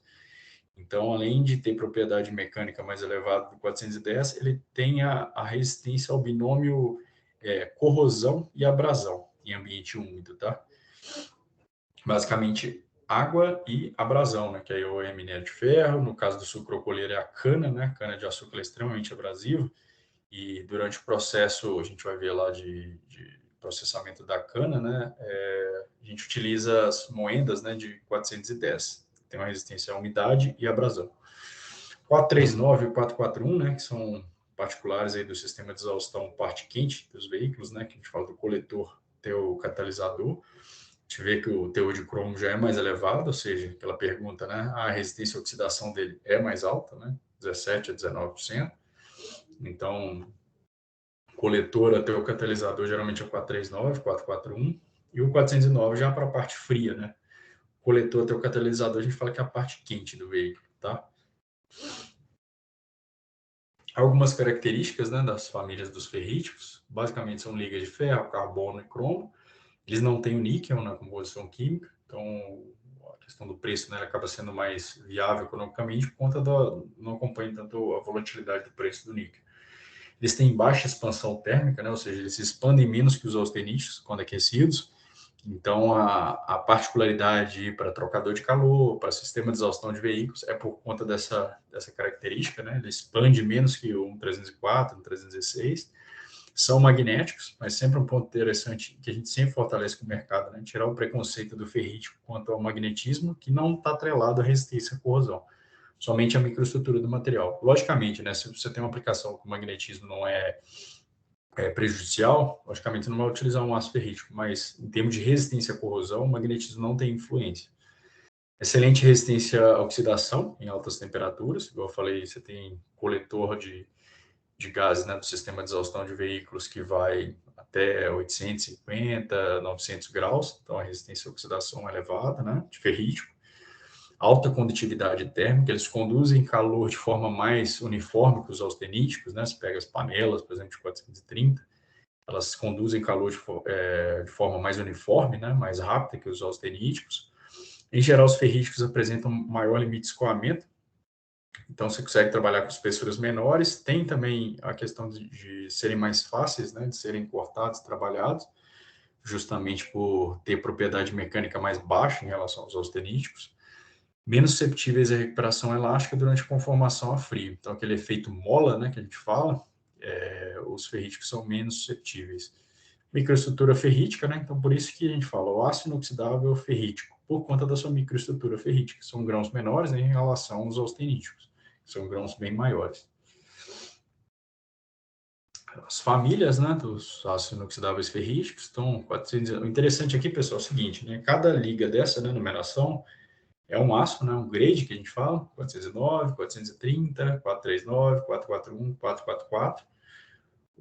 A ligação, né, de aumentar a numeração e aumentar a resistência à corrosão, ela tem uma relação, né, à medida que você vai aumentando a numeração, ela vai aumentando a resistência à corrosão, mas o principal aqui é o teor de cromo. Então, teor de cromo, né, do 409, 10,5 que vai, né, até 11,5 em média. Então, é o mínimo lá do ácido inoxidável. À medida que você vai aumentando o cromo, a faixa de cada grade, vai aumentando a resistência à corrosão. Então, logicamente, você tem um ambiente lá litorâneo, você não vai aplicar um 409 que tem uma resistência à corrosão mais baixa, né? Você vai para um aço igual um 444. Pega o Castelão lá em Fortaleza, fachada do Castelão, tem 444, porque além do cromo dele ser mais elevado, né, 17,5%, 18%, ele tem o molibdênio, que reforça a camada passiva e aumenta a resistência à corrosão. Isso de ferrite, hein, pessoal? Lá em Fortaleza, que é o ambiente mais agressivo do Brasil em termos de corrosão. Você pega o revestimento do aeroporto de Fortaleza também, 444, aquela fachada, né, bonita do Allianz Parque, aqui em São Paulo, é 444 também, porque São Paulo não é um ambiente litorâneo aqui no centro, mas é um ambiente extremamente poluído, né? Então é mais agressivo em termos de corrosão. A gente dá 30 anos de garantia, né, para a W Torre, para o 444, justamente para ele ter uma resistência à corrosão mais elevada. 439, 441 que eu falei aqui são os aços do gabinete elevador, por exemplo. Então você pega vários clientes aí, né, que utilizam os elevadores, né, com aquele acabamento lixado. Como é ambiente interno, né, não é exposto, você utiliza o acabamento lixado, né, para uns grades 439, 441, que aí 17, 17,75, 439, 441, 18, 17,8 a 18,30. Eles são bistabilizados, né? Ou seja, melhor naquele quesito de soldabilidade. Você vê que já tem titânio e nióbio, né, nos ferríticos. Então, aquele preconceito que se tinha no passado que ferrítico era ruim para soldar, hoje você tem ferríticos muito bons. Justamente porque a precipitação de carboneto durante a soldagem, né, com titânio e nióbio deixa o cromo para fazer seu papel fundamental de resistência à corrosão. Aí outros aços, né, 430 e o 430 NB, que é o estabilizado a nióbio, para melhora da estampabilidade, né? Você pega aquelas pias e cubas mais profundas, as baixelas, né? Geralmente utiliza o 430 NB, e o 430 padrão são as pias e cubas mais rasas, padrões, moeda, né, de R$1, miolo da moeda de R$1, a moeda de 50 centavos é 430, né? Pias e cubas, utensílios domésticos, né, que a gente fala que é o segmento de UD, talheres, né? O talher, que foi a primeira aplicação do aço inoxidável, foi de 400. Antigamente era 304, né? Que o 304 foi descoberto primeiro, mas hoje são de aço inoxidáveis ferríticos, né? 430. Algumas aplicações de ferríticos, né? Então, pias e cubas, bachelas, mesa de fogão, né? Até cooktop, a gente tem cooktop de aço inoxidável, que é interessante, lixeira, né? De 430. E aí, quando você precisa de uma estampabilidade, tem uma regrinha, tá, pessoal, em termos de profundidade e raio de estampagem, mas à medida que você precisa de um aço com maior estampabilidade, do aço inoxidável, você utiliza o 430 DDQ, que é esse estabilizado nióbio, para justamente o DDQ é Deep Drawing Quality, ou seja, melhor estampabilidade, ok? Algumas aplicações de ferríticos, né? Panelas também, tem as panelas de 304 também, né? Que é o austenítico, mas também tem de ferrítico, os talheres, né? 430, os utensílios domésticos. Talher, né? Que foi a primeira aplicação do aço inoxidável, que é interessante. Linha branca, né? Cesto de máquina de lavar, né? Aquele cesto que fica no miolo da máquina de lavar de aço inoxidável é de 430. Ali, basicamente, você vai ter umidade, né? E os compostos dá para fazer a limpeza das nossas roupas, né? Então, a resistência à corrosão é relativamente boa, mas geralmente 430 é mais para o ambiente de interior, né? Vamos dizer, de casa, utensílios domésticos, né? Agora, para ambiente exposto, logicamente depende, né? Por exemplo, tem um cliente nosso que ele fez a fachada da empresa dele de 430, só que ele fica em Indaiatuba, que não é tão agressivo, né? Quase que um ambiente rural em termos de exposição, né? Corrosão. Então, logicamente, geralmente você faz esse custo-benefício, né? Dependendo da região, depois a gente vai mostrar uma regrinha que a gente calcula para qual aço é mais indicado. Aí, micro-ondas, né? Outra aplicação também do segmento de linha branca, né? 430, 430 DDQ, quando você tem um bojo com uma estampagem mais alta, né? Aí os acabamentos. Aquele lixado, quando dá aquele aspecto de modernidade na cozinha, a gente fala que é o acabamento lixado, ou escovado, que é a mesma coisa, né? O roledom também parece muito com lixado. Quem vê o roledom acha que é acabamento lixado, mas ele é laminado. Então, você compara um aço 430 roledom com lixado, o roledom, como é laminado, a resistência à corrosão dele é maior. Esse segmento é bem interessante, né, de refrigeração, onde você tem o aço 430, né? Espessura geralmente 0,5. E você tem o acabamento satin finish, lixado, o roledon, com o revestimento que a gente fala, é o revestimento anti-fingerprint, que é o revestimento anti-marca de dedo, né? Para evitar... O mercado brasileiro tem a peculiaridade de não gostar da marca de dedo, né? O europeu, por exemplo, ele não liga. O americano, desculpa, não liga para a marca de dedo. Ou seja, os refrigeradores que são produzidos lá, eles não fazem o revestimento anti-fingerprint. Ou seja, uma camada de revestimento mesmo, né? Um PU, poliuretano, né? Que faz a proteção na superfície contra a marca de dedo, tá? Então, peculiaridade brasileira, o material, por exemplo, não sai da siderúrgica, né? Da usina com revestimento. É um terceiro que aplica esse revestimento na superfície. Isso é mais para porta de refrigerador, alguns móveis também, né? Mobília de aço inoxidável hoje já tem revestimento também de anti-fingerprint, ok? A linha branca ainda, né? Mesa de fogão. Então, você tem um acabamento 2B, que geralmente são as linhas que o pessoal fala que é a linha mais barata, né? Aquele acabamento brilhante da mesa de fogão. E também tem os acabamentos lixados, que é aquele que dá aquele aspecto de modernidade, geralmente são os mais caros, né? E aí você pode usar 430, 430 DDQ, 439. O 430 DDQ é mais voltado para estampagem mais profunda, tá? Então, à medida que a mesa é mais profunda, você utiliza um 430 DDQ. 439 também tem estampabilidade muito boa, tá? Então, os acabamentos 2B, lixado e o roledom. Então, é interessante comparar, né? Quando você tem um 430 lixado e um roledom, o roledom tem maior resistência à corrosão, por ser um acabamento laminado, ok? Alguém ia comentar alguma coisa aí? Não, Thiago, pode seguir. Ok. Então, outros acabamentos, outras aplicações, né, com aço inoxidável ferrítico, por exemplo, construção civil, né, mercado de elevadores. Então, você tem os gabinetes de elevadores que geralmente são 439 e 441, com aquele acabamento lixado, que dá aquele aspecto de modernidade, lixado ou escovado, né, você fala assim. E hoje, a única coisa que é 304 são as botoeiras, né, que é aquela onde a gente aperta ali, justamente por conta precisa ter uma resistência à corrosão mais elevada por conta do contato, então a gente utiliza de 304. Mas os gabinetes, essa é uma aplicação interessante que ao longo do tempo ela era 304 e migrou para o 441 e 439. Por quê? O 439 ele está próximo, né? O 441 próximo do 304 em termos de resistência à corrosão, mas é um pouco inferior. Então, para a questão do gabinete elevador, que é um ambiente interno, para não super especificar o aço para aplicação, é utilizado o 439 e 441. Sistema de exaustão de veículos, né? Então, igual eu comentei bastante ao longo da apresentação, né? Falando que os aços inoxidáveis ferríticos dominaram o sistema de exaustão dos veículos, justamente por conta da resistência à corrosão e oxidação em altas temperaturas, né? Que a gente pode chegar aí até 900 graus, dependendo do motor, se é gasolina, se é diesel, né? E, além disso, a resistência à corrosão, né, por conta de ter o cromo mais elevado, 439, 441, em torno de 16, 17% de cromo. E, além disso, aqueles outros aspectos térmicos, né, expansão térmica menor, maior condutividade térmica, né, conduz calor de forma mais rápida do que um aço austerítico, por exemplo. Então, por isso que hoje é tudo ferrítico de sistema de exaustão de veículos, ok? Então, você pega do coletor até o catalisador, basicamente é 439 e 441. Vai da conexão intermediária até o tubo de saída, né, o sistema de exaustão. No tubo de saída você tem até 304 polido, né, aquela Pajero Dakar, por exemplo, utiliza 304 polido no acabamento. Mas o sistema de exaustão inteiro, basicamente, é aço inoxidável ferrítico. O catalisador, principalmente depois da regulamentação de emissão de gases, ele acaba internamente, né, às vezes, necessitando de uma maior resistência à corrosão. Então, migrou boa parte, né, para o 441, que tem um cromo mais elevado. Deixa eu passar aqui. É a grande vantagem do ferrítico, né? Tem a questão de baixa expansão térmica, né? Ele expande menos que um aço austenítico, por exemplo.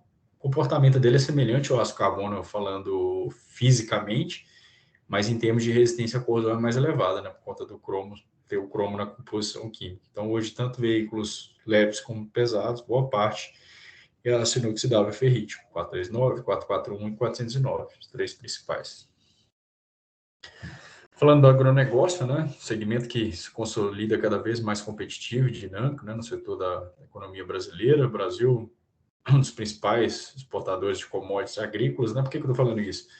Porque hoje boa parte do agro brasileiro tem a presença do aço inoxidável, né? Às vezes a pessoa acha que não, mas o setor sucrocoleiro, por exemplo, ao longo do tempo a gente desenvolveu N aplicações, né, dentro desse segmento, justamente por ser um ambiente úmido e abrasivo, por conta da cana, né? Então, o 410, ele dominou esse segmento. Então, você pega as cambotas na lateral de condutor de cano, hoje boa parte é 410, justamente por conta dessa resistência ao fenômeno de tribocorrosão, né, que a gente fala que é corrosão e abrasão, ok? Em ambiente úmido. Ou seja, basicamente com presença de água e abrasivo, né? Por conta da cana.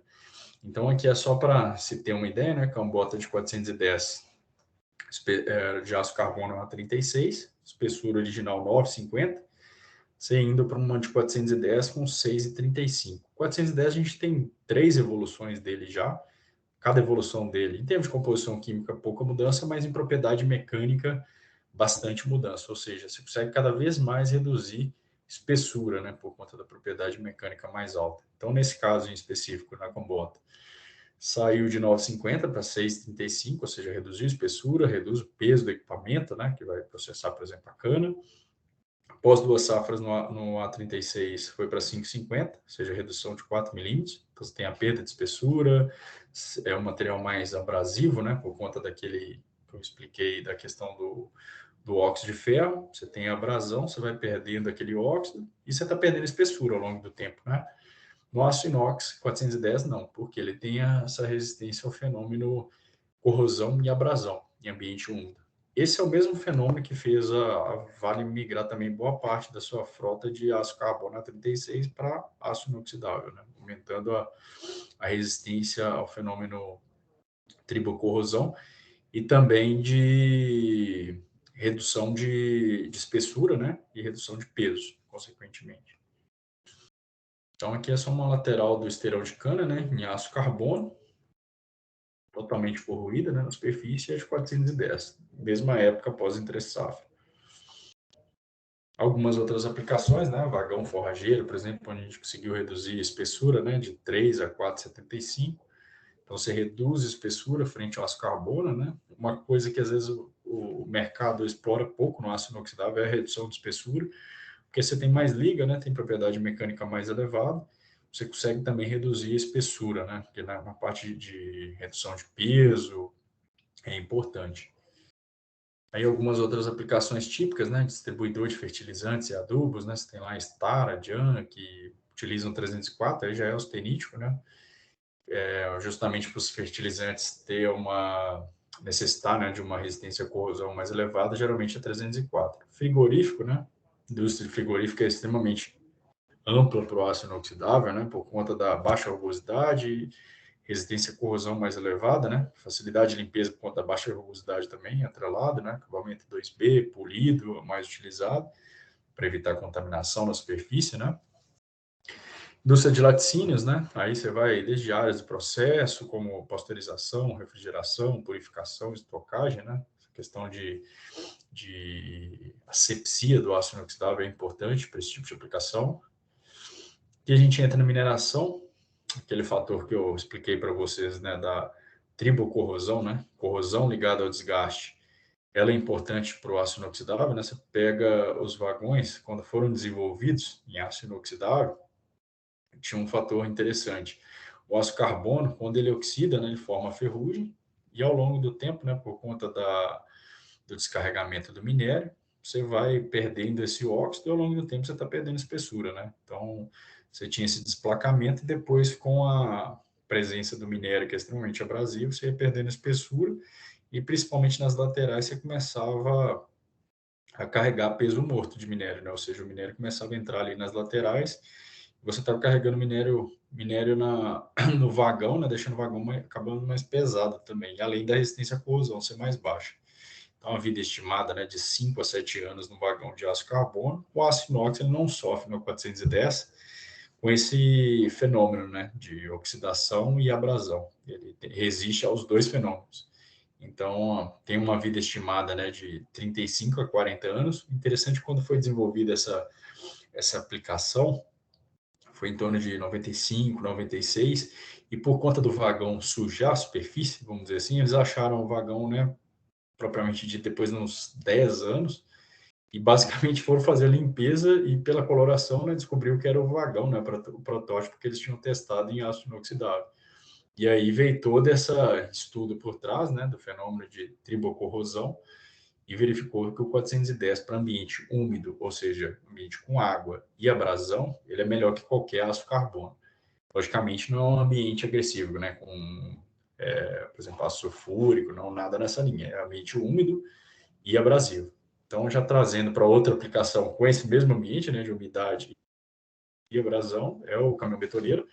Foi a aplicação desenvolvida primeira no mundo, né, em aço inoxidável, foi no Brasil, cerca de 5 anos atrás, substituindo tanto o balão, tanto as facas internas, por conta da resistência à abrasão, reduzindo peso, né? Hoje a gente já tem balão aí reduzindo quase 1 tonelada no caminhão betoneiro, que é importante, né? Redução de peso, e além disso, resistência à abrasão e corrosão.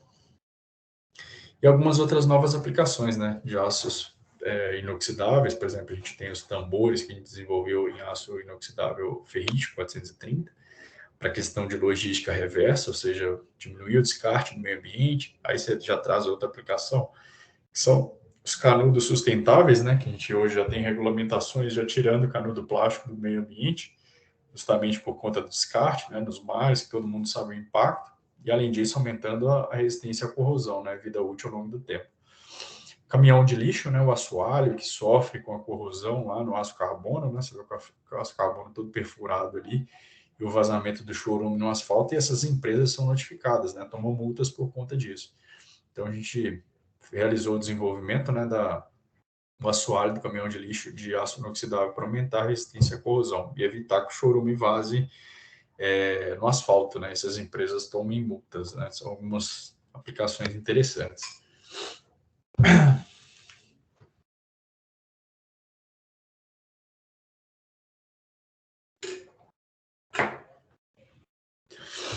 Falando de outras aplicações, pessoal, falando na parte de coberturas e fachadas, aí já vai muito também a questão do acabamento, só que tem alguns pontos também bem relevantes, né? Por exemplo, você está em uma região onde está próximo de aeroporto, não é muito indicado você fazer um galpão com acabamento muito brilhante, né? Até por conta de reflexão, né? Já teve até um caso, acho que foi na Ásia, se eu não me engano, que tinha um galpão próximo do aeroporto e o acabamento totalmente brilhante, eles tiveram que mudar o acabamento, né? Por conta da reflexão muito elevada. Mas tem também um ponto interessante para outras regiões, que o acabamento mais brilhante ele também reflete muito a luz solar. Então, às vezes, dentro e fora do galpão, você medir a temperatura, dá uma diferença aí de 5 graus em média, por conta da reflexão do aço inoxidável, que é positivo, tá? Além disso, fora a resistência à corrosão, propriedade mecânica, né? Você tem essa questão de facilidade de limpeza. Então, basicamente, a água da chuva faz a limpeza, né, do aço inoxidável. O aço inoxidável a gente até brinca que gosta muito de água, né, para limpeza. Baixo custo de manutenção, né, acaba dispensando a necessidade intensa de limpeza e troca. Grande capacidade de conformação, né, versatilidade, utilização, sendo facilmente adaptável, né, aos diferentes sistemas de coberturas, fechamentos laterais por ir no mercado. 100% reciclável, versatilidade, forte apelo estético, né? Resistência ao fogo. Como eu falei com vocês, o ponto de fusão do aço inox, né, por conta do maior teor de liga, aproximadamente 1.500 graus, é superior à maioria dos metais sucedâneos.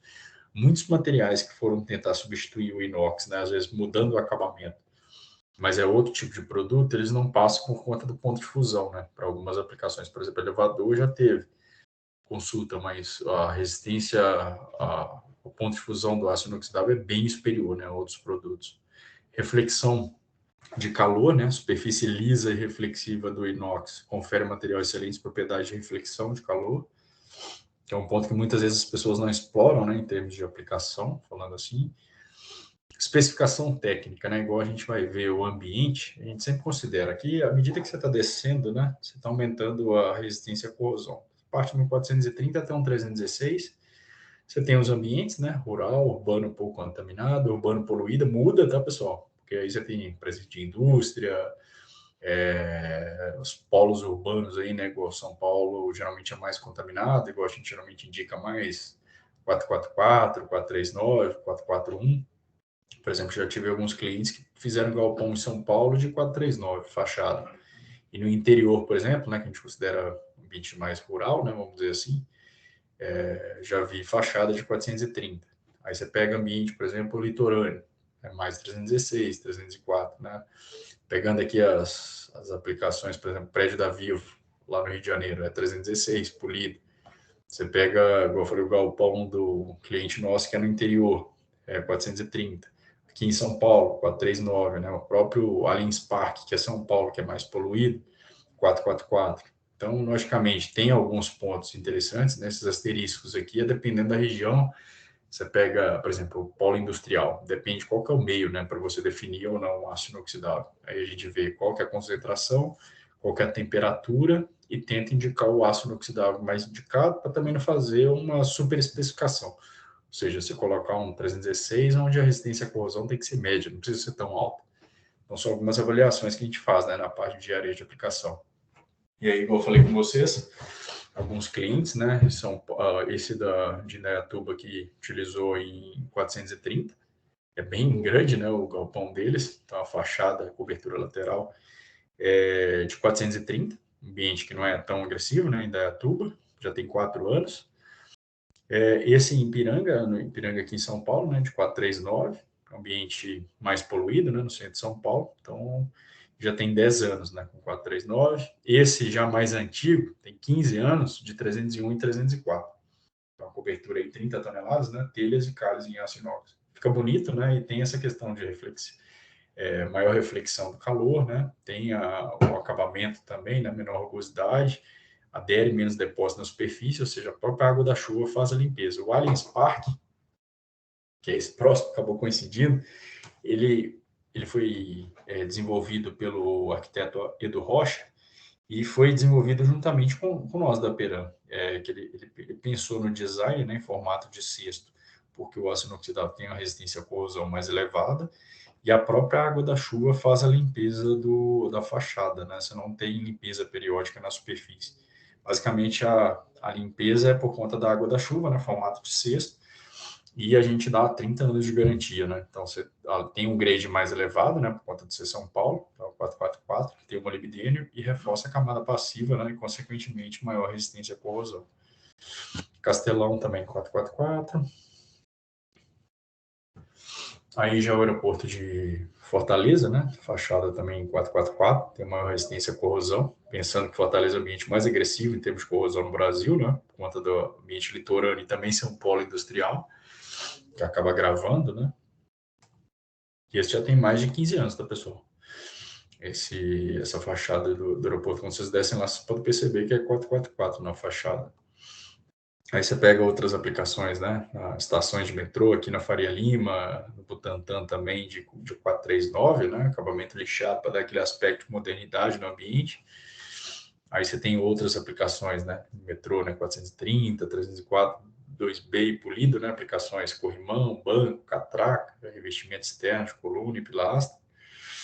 Mobiliário urbano em geral, né? Placa de propaganda, bebedouro, banheiro químico, por exemplo, São Paulo, a gente já visualizou, assentos, né? Playground, ponto de ônibus, justamente para aumentar a resistência à corrosão. E também tem um outro fator, né? O inox ele tem propriedade mecânica muito elevada, então isso também dificulta até que felizmente sofre no Brasil, né? Não em todos os lugares, mas questão de depredação de patrimônio, né? Então acaba aumentando além da resistência à corrosão, propriedade mecânica, né? Por exemplo, equipamento de academia, também a gente visualiza bastante, né? A gente pode visualizar. Tem uma aplicação interessante, né, que é o Chrysler Building nos Estados Unidos, em Nova York, que foi a primeira grande aplicação voltada para arquitetura, né? Ele foi construído em 1925, com apenas 2 lavagens, né, que é bem interessante esse ponto. Então, pelo fato de ser inox, tem a resistência à corrosão mais elevada, a própria água da chuva faz a limpeza, né? Então, a primeira limpeza em 1961 e a segunda em 1995, né? Então, inox, material moderno aí com mais de 80 anos de experiência. Foi a grande aplicação do inox, né? A primeira grande aplicação do inox para arquitetura. Os aços inoxidáveis martensíticos, né? Eles têm teores de cromo aí que variam de 11,5% a 18%.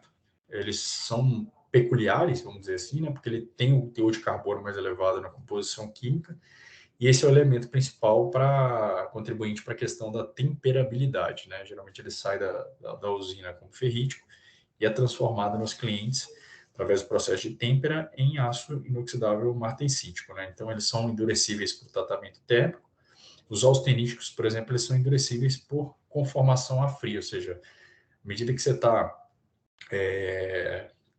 laminando o material, ele começa a endurecer. 304, por exemplo, é típico.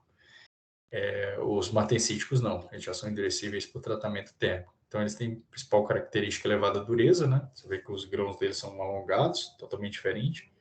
Estrutura HC, né? Quem é da materiais aí, hexagonal compacta. Você vê que o grade dele é um pouco menor, né? 420, 498, por exemplo.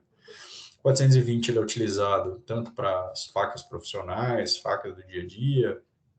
498 também muito para faca profissional, você vai ter teor de carbono mais elevado, justamente para processo de têmpera, né? Então, as aplicações típicas são cutelaria em geral, né? Facas, instrumentos cirúrgicos, né? Para corte, cutelaria profissional, disco de freio de motocicleta, né? Para quem não conhece, é de 420, porque tem a resistência maior ao desgaste, ou fio de corte para instrumento cirúrgico, faca profissional, faca de mesa também. E a gente entra para quase fechar, né? Os aços inoxidáveis austeníticos, tem como característica na presença, principalmente na composição química do níquel, então tem maior volatilidade de preço, né? Tem baixo teor de carbono, ou seja, são melhores para soldar, baixa soldabilidade, não são magnéticos, mas eu sempre coloco entre aspas, porque durante a conformação a frio, ou seja, às vezes o cliente chega, o material está pegando imã aqui, 304. Pode acontecer, porque a austenita ela é instável à deformação a frio, ou seja, quando você conforma, ele tende a transformar um pouco em martensita. Então, geralmente você pega, por exemplo, alguma aplicação, um tanque, chega naquela região de conformação, coloca um ímã ali. Logicamente, ele não pega quanto um ferrítico, né? Mas pode chegar a pegar ímã por conta dessa transformação martensítica da austenita, tá? Eles não são endurecíveis por tratamento térmico, né? Ao contrário do martensítico, por exemplo, são endurecíveis por conformação a frio, por conta dessa transformação martensítica que eu comentei. Tem excelente resistência à corrosão, ductilidade e soldabilidade, né? Muito efeito do níquel, baixo teor de carbono e teor de cromo mais elevado, né? Já estou falando de 18% de cromo, níquel lá na faixa de 8%, e vai reduzindo dependendo do grade, né? E tem algumas aplicações interessantes também, né? São utilizados em diversas faixas de temperaturas, desde condições criogênicas até elevadas temperaturas, ou seja, temperatura abaixo de zero é indicado austenítico. Por isso que na Europa, por exemplo, você tem muita aplicação de austenítico, por conta da transição ductifrágil que pode acontecer em um aço ferrítico. Então, são utilizados aços inoxidáveis austeníticos. Né? Você pega a estação da Princesa Elizabeth, lá na Antártida, né? É de 304, por exemplo. Que lá já é temperatura muito baixa, né? Estrutura típica, né? Galera da Materiais, CFC, né? Cúbica de face centrada, os grãos maiores, né? E a família é gigantesca. Eu vou explicar alguns aqui só, né? 304, a gente fala que é o 18,8, que é a faixa de cromo, né? 18%, 8% de níquel. À medida que você adiciona elemento, né? Adicionou molibdênio, 2 a 3%, você tem o 316, tem resistência à corrosão mais alta, né? Esses tanques rodoviários que transportam, por exemplo, ácido sulfúrico, é extremamente agressivo, tempo de corrosão, 316. Pega a fachada, por exemplo, do prédio da Vivo, ambiente litorâneo, Rio de Janeiro, né? 316. Você pega aqueles mictórios que o pessoal fez, né? Aquelas zonas de alívio, né? De aço, 316 no Rio de Janeiro também. Refinaria, muito utilizada 316. Indústria de papel celulose, idem, né? Por conta da resistência à corrosão mais alta. Você tem os aços AOL, né? Que a gente fala que é o low carbo, ou seja, menor ou igual a 0,03. Quanto menor o teor de carbono, melhor a soldabilidade do aço inoxidável. E a resistência à corrosão dos grades aqui acompanha o cromo, né? Então, à medida que vai aumentando o teor de cromo, aumenta a resistência à corrosão. Se aumentar o níquel, melhora muito na resistência à corrosão generalizada, que é exposto ao meio ambiente, vamos dizer assim. Você tem alguns grades particulares, né? 301, você vê que reduz o teor de níquel e substitui por manganês e nitrogênio. Começa a perder em resistência à corrosão, ganhar em propriedade mecânica. E eles, por exemplo, são utilizados para aplicações de vagões metroferroviários, né, por conta da propriedade mecânica mais elevada, e geralmente eles não fazem o recozimento, ou seja, tem propriedade mecânica mais elevada por não fazer o recozimento final. Os aços CL200 que eu expliquei, né, você perde muito em resistência à corrosão por substituir o níquel por manganês e nitrogênio, perde muito resistência à corrosão, mas ganha propriedade mecânica.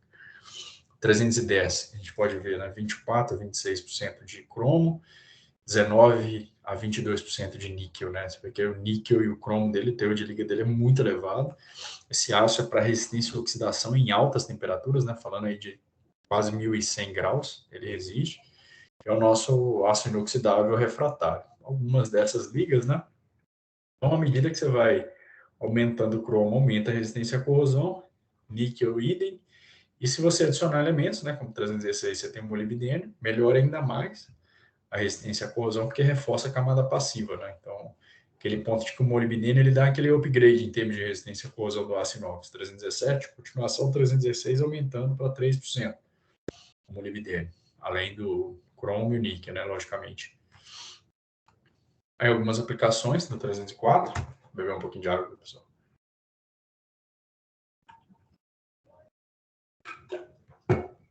Revestimentos de tanques rodoviários, né? E aí o interessante do austenítico é tanto a parte estrutural como a parte de revestimento, né? Tanto pela resistência à corrosão, propriedade mecânica, né? O ferrítico, às vezes, pode pegar uma aplicação ou outra de tanque rodoviário, mas mais na parte de revestimento, não a parte estrutural. Indústria química, né? A gente até brinca com 304, é pau para toda obra, né? Indústria química, farmacêutica, indústria alimentícia, até por questão normativa, já especifica, né? 304, 316. Indústria química vai muito, né? Naquela questão, né? Qual que é a concentração, qual que é o meio, qual que é a temperatura, para poder calcular o melhor grade, né? De aço inoxidável, austenítico. O 310, igual eu falei, que é o aço inoxidável refratário, né? A liga projetada para aplicações de alta temperatura, pode chegar até 1.100 graus, em atmosferas oxidantes. Ele tem adição de carbono, né? Que são otimizados a fim de melhorar sua resistência à fluência, mas o principal deles a gente vê que é, só voltando aqui, né? 310, tem 25 a 26% de cromo, 19 a 21% de níquel, né? Então ele tem alto teor de liga, maior resistência à oxidação, porque tem teor de cromo mais elevado. Então, por isso que chega até 1.100 graus. Então, o aço inoxidável refratário. Algumas aplicações peculiares, né? Capacitor, né? Que é de 304, espessura em meio. Geralmente faz uma pintura epóxi para aumentar a resistência à corrosão em campo. Muita gente, às vezes, acha que é aço carbono pintado, mas é o epóxi no aço inoxidável, né? É uma aplicação típica que tem a pintura, né? 301, igual eu comentei com vocês, que tem a particularidade de propriedade mecânica mais alta, tanto parte estrutural, chassi, né, dos vagões metroferroviários. Você não faz o recozimento final para obter propriedades mecânicas mais elevadas, né? Então, você tem que ter resistência à fadiga, né? Está transportando pessoas, resistência estrutural, resistência à corrosão. Os acabamentos, quando a gente fala D5, D7, D8, é a faixa de encroamento, né? Quanto maior o grade, né? D5, D7, D8, D9, maior propriedade mecânica, né? Então, ele é extra duro, laminado a frio, sem recozimento, para obtenção de propriedades particulares. Parte aí de criogenia, né? Igual eu falei, temperaturas até 1.100 graus, 310. Tem que ser austenítico também na temperatura abaixo de zero, né? Por conta da transição líquido frágil que acontece nos ferríticos, na série austenítica não ocorre, ok? Aí umas aplicações novas, né, que você vê de 304, canudos, né, substituindo canudo plástico, aumentando a resistência à corrosão e durabilidade. Então, o aço, o plástico, né, que aparentemente é inofensivo, a utilização do canudo virou um grande problema, né, ambiental para o mundo, né? Todo mundo já sabe, cansado de ver questão de impacto ambiental, por conta do descarte do meio ambiente. E o aço inox entra na questão de durabilidade e evitar esse descarte, né? Que é interessante. E por conta disso também, essa aplicação de tambor a gente desenvolveu recentemente também, substituindo o plástico, né? E o aço carbono por aço inoxidável. Cervejaria, né? O Brasil é o terceiro maior produtor de cerveja no mundo, atrás dos Estados Unidos e da China. Tem a questão da facilidade de limpeza, né, por ser aço inoxidável, baixa rugosidade, né, facilitando o procedimento de limpeza, acaba não alterando o sabor das bebidas também, pelo fato de ter essas propriedades particulares, geralmente 304, 304L, por conta da resistência à corrosão, baixo teor de carbono, melhor soldabilidade, e os acabamentos são os mais variados, né, lixado, polido, brilhante. E entramos na última família, né, que é o aço duplex. Basicamente é um aço inoxidável que tem em média 50% de austenita e 50% de ferrita, ou seja, ele une as melhores características dos ferríticos com os austeníticos. Apresenta excelente resistência à corrosão e propriedade mecânica. Estrutura típica, né? Você vê que os grãos mais escuros são os ferríticos e os mais esbranquiçados são os austeníticos. Interessante que, em relação aos aços inoxidáveis austeníticos, que têm propriedade mecânica muito elevada, os aços duplex, em média, dobram o limite de escoamento, ou seja, você consegue reduzir a espessura quase pela metade por conta do limite de escoamento. Então, coisa que é importante em projetos, por exemplo, de papel celulose, onde você tem os digestores, né, que são extremamente agressivos em termos de corrosão. Então, você tem os branqueadores também, aqueles equipamentos enormes, né, das indústrias de papel celulose, que tem um potencial gigantesco no Brasil, e que têm sido migrados cada vez mais para o aço inoxidável duplex, né, por conta da resistência à corrosão e propriedade mecânica. Então, quando a gente fala em grade, o duplex está lá na ponta, né? Então, o PRN, que a gente fala que é o número equivalente de resistência à corrosão por pitch, basicamente essa conta, né? Cromo mais 3,3 teor de molibdênio, mais 16 vezes o teor de nitrogênio. À medida que você aumenta o cromo, aumenta a resistência à corrosão. Adicionou o molibdênio, reforça a camada passiva, né? E aumenta ainda mais. Você vê que é multiplicado por 3,3, né? Por conta do efeito no reforço da camada passiva. PRN é o número equivalente de resistência ao pitch. Quanto maior esse número, maior a resistência à corrosão do aço inox. Então, duplex, a gente fala que tem alto teor tem alta resistência à corrosão, é justamente porque tem na faixa o 2205, que é o duplex, ele tem 35 PRN em média. Lógico que tem a variação, né, por conta da composição química, a tolerância. O 2304, que é o Lean Duplex, tem 25. O que é Lean Duplex? O que é Duplex? O que é Super Duplex? É faixa de PRN, tá? O Duplex tem uma faixa de PRN, por exemplo, de média 30 a 35. O Lean Duplex tem de 20 a 25, né? Tem toda uma faixa para ser considerado Duplex, Lean Duplex ou Super Duplex, ok? E aí os outros grades, né, que eu falei, 304, 316. E isso aqui não só na teórico, ele vai para a prática. Isso aqui é a instalação de amostras em Natal, onde foi utilizado várias amostras comparativas, né, de vários aços inoxidáveis, ficaram expostas ao longo de 3 anos, né, e depois foram retirados para avaliação da superfície em termos de resistência à corrosão. A gente pode visualizar que os grades, né, duplex, 2205, 2304, foram menos agredidos, né, na superfície, em termos de corrosão, quanto um ferrítico, por exemplo, 439, ou o próprio 304, né, você vê que 316 já teve uma resistência à corrosão mais elevada. Quando a gente passa esse gráfico prático, parece muito, né? Então, a gente vê lá os ferríticos, que às vezes tem uma resistência à corrosão menor, né, do que um austenítico, e aí depois você tem um duplex que tem resistência à corrosão mais elevada. Então, basicamente, você enxerga também na prática, né? E que é o ambiente litorâneo, né? Ou seja, tem a maresia exposta, ou seja, ambiente, uma salinidade maior, né? O íon cloreto fica mais agressivo para o aço inoxidável, justamente por conta da ruptura da camada passiva em pontos, que é o que a gente fala corrosão por pitch. Então, o PRN é o número equivalente do pitch, né? Que é esse teor de cromo mais 3,3 vezes o teor de molibdênio mais 16 vezes o teor de nitrogênio. Nitrogênio é em torno de ppm na composição química, afeta, né? Mas como é ppm é muito baixo, afeta bem menos do que o próprio molibdênio e o cromo na composição química. O níquel ele já melhora na resistência à corrosão uniforme, né? Sobre toda a superfície, não a corrosão por pitch, que é em ponto. Corrosão por pitch, que é o principal tipo de corrosão que o aço inox sofre por conta do íon cloreto, né, de romper a camada passiva em pontos, é o cromo, molibdênio e o nitrogênio, que é aquele cálculo aqui do PRI. Okay? A gente vê na composição química. Então, convido vocês aí para participar do Inox Core, né, que a gente vai ter agora em novembro. Deixar o site aqui para vocês se inscreverem. A professora vai participar, vai dar uma palestra para a gente lá, né, professora? Agraciar a palestra lá da Binox. Então, convidamos vocês aí. Espero ter suprido a expectativa aí. Ficamos disponíveis, tá? Se tiver mais perguntas, eu vou ter uma outra reunião agora, fechar às 16, mas pode me mandar para o meu e-mail, colocar o e-mail aqui que eu respondo direto, também via Abraco, tá? Tá. Então, nós temos 2 minutos, então, para você poder sair para sua reunião.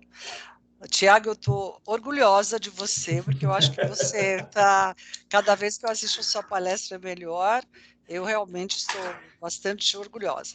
Então, eu não sei se é possível, professor, se desse para todo Tá. mundo abrir a câmera e a gente tirar um print da turma inteira, acho que seria legal. Então, claro que sim. Então, vamos fazer isso. Se pode, assim, o máximo de pessoas puder abrir, por favor, a câmera. E a gente vai fazer o seguinte: enquanto o pessoal abre a câmera, eu vou falando que a gente vai realmente colocar a nossa. Nós vamos colocar isso. Nós vamos divulgar bastante o filme,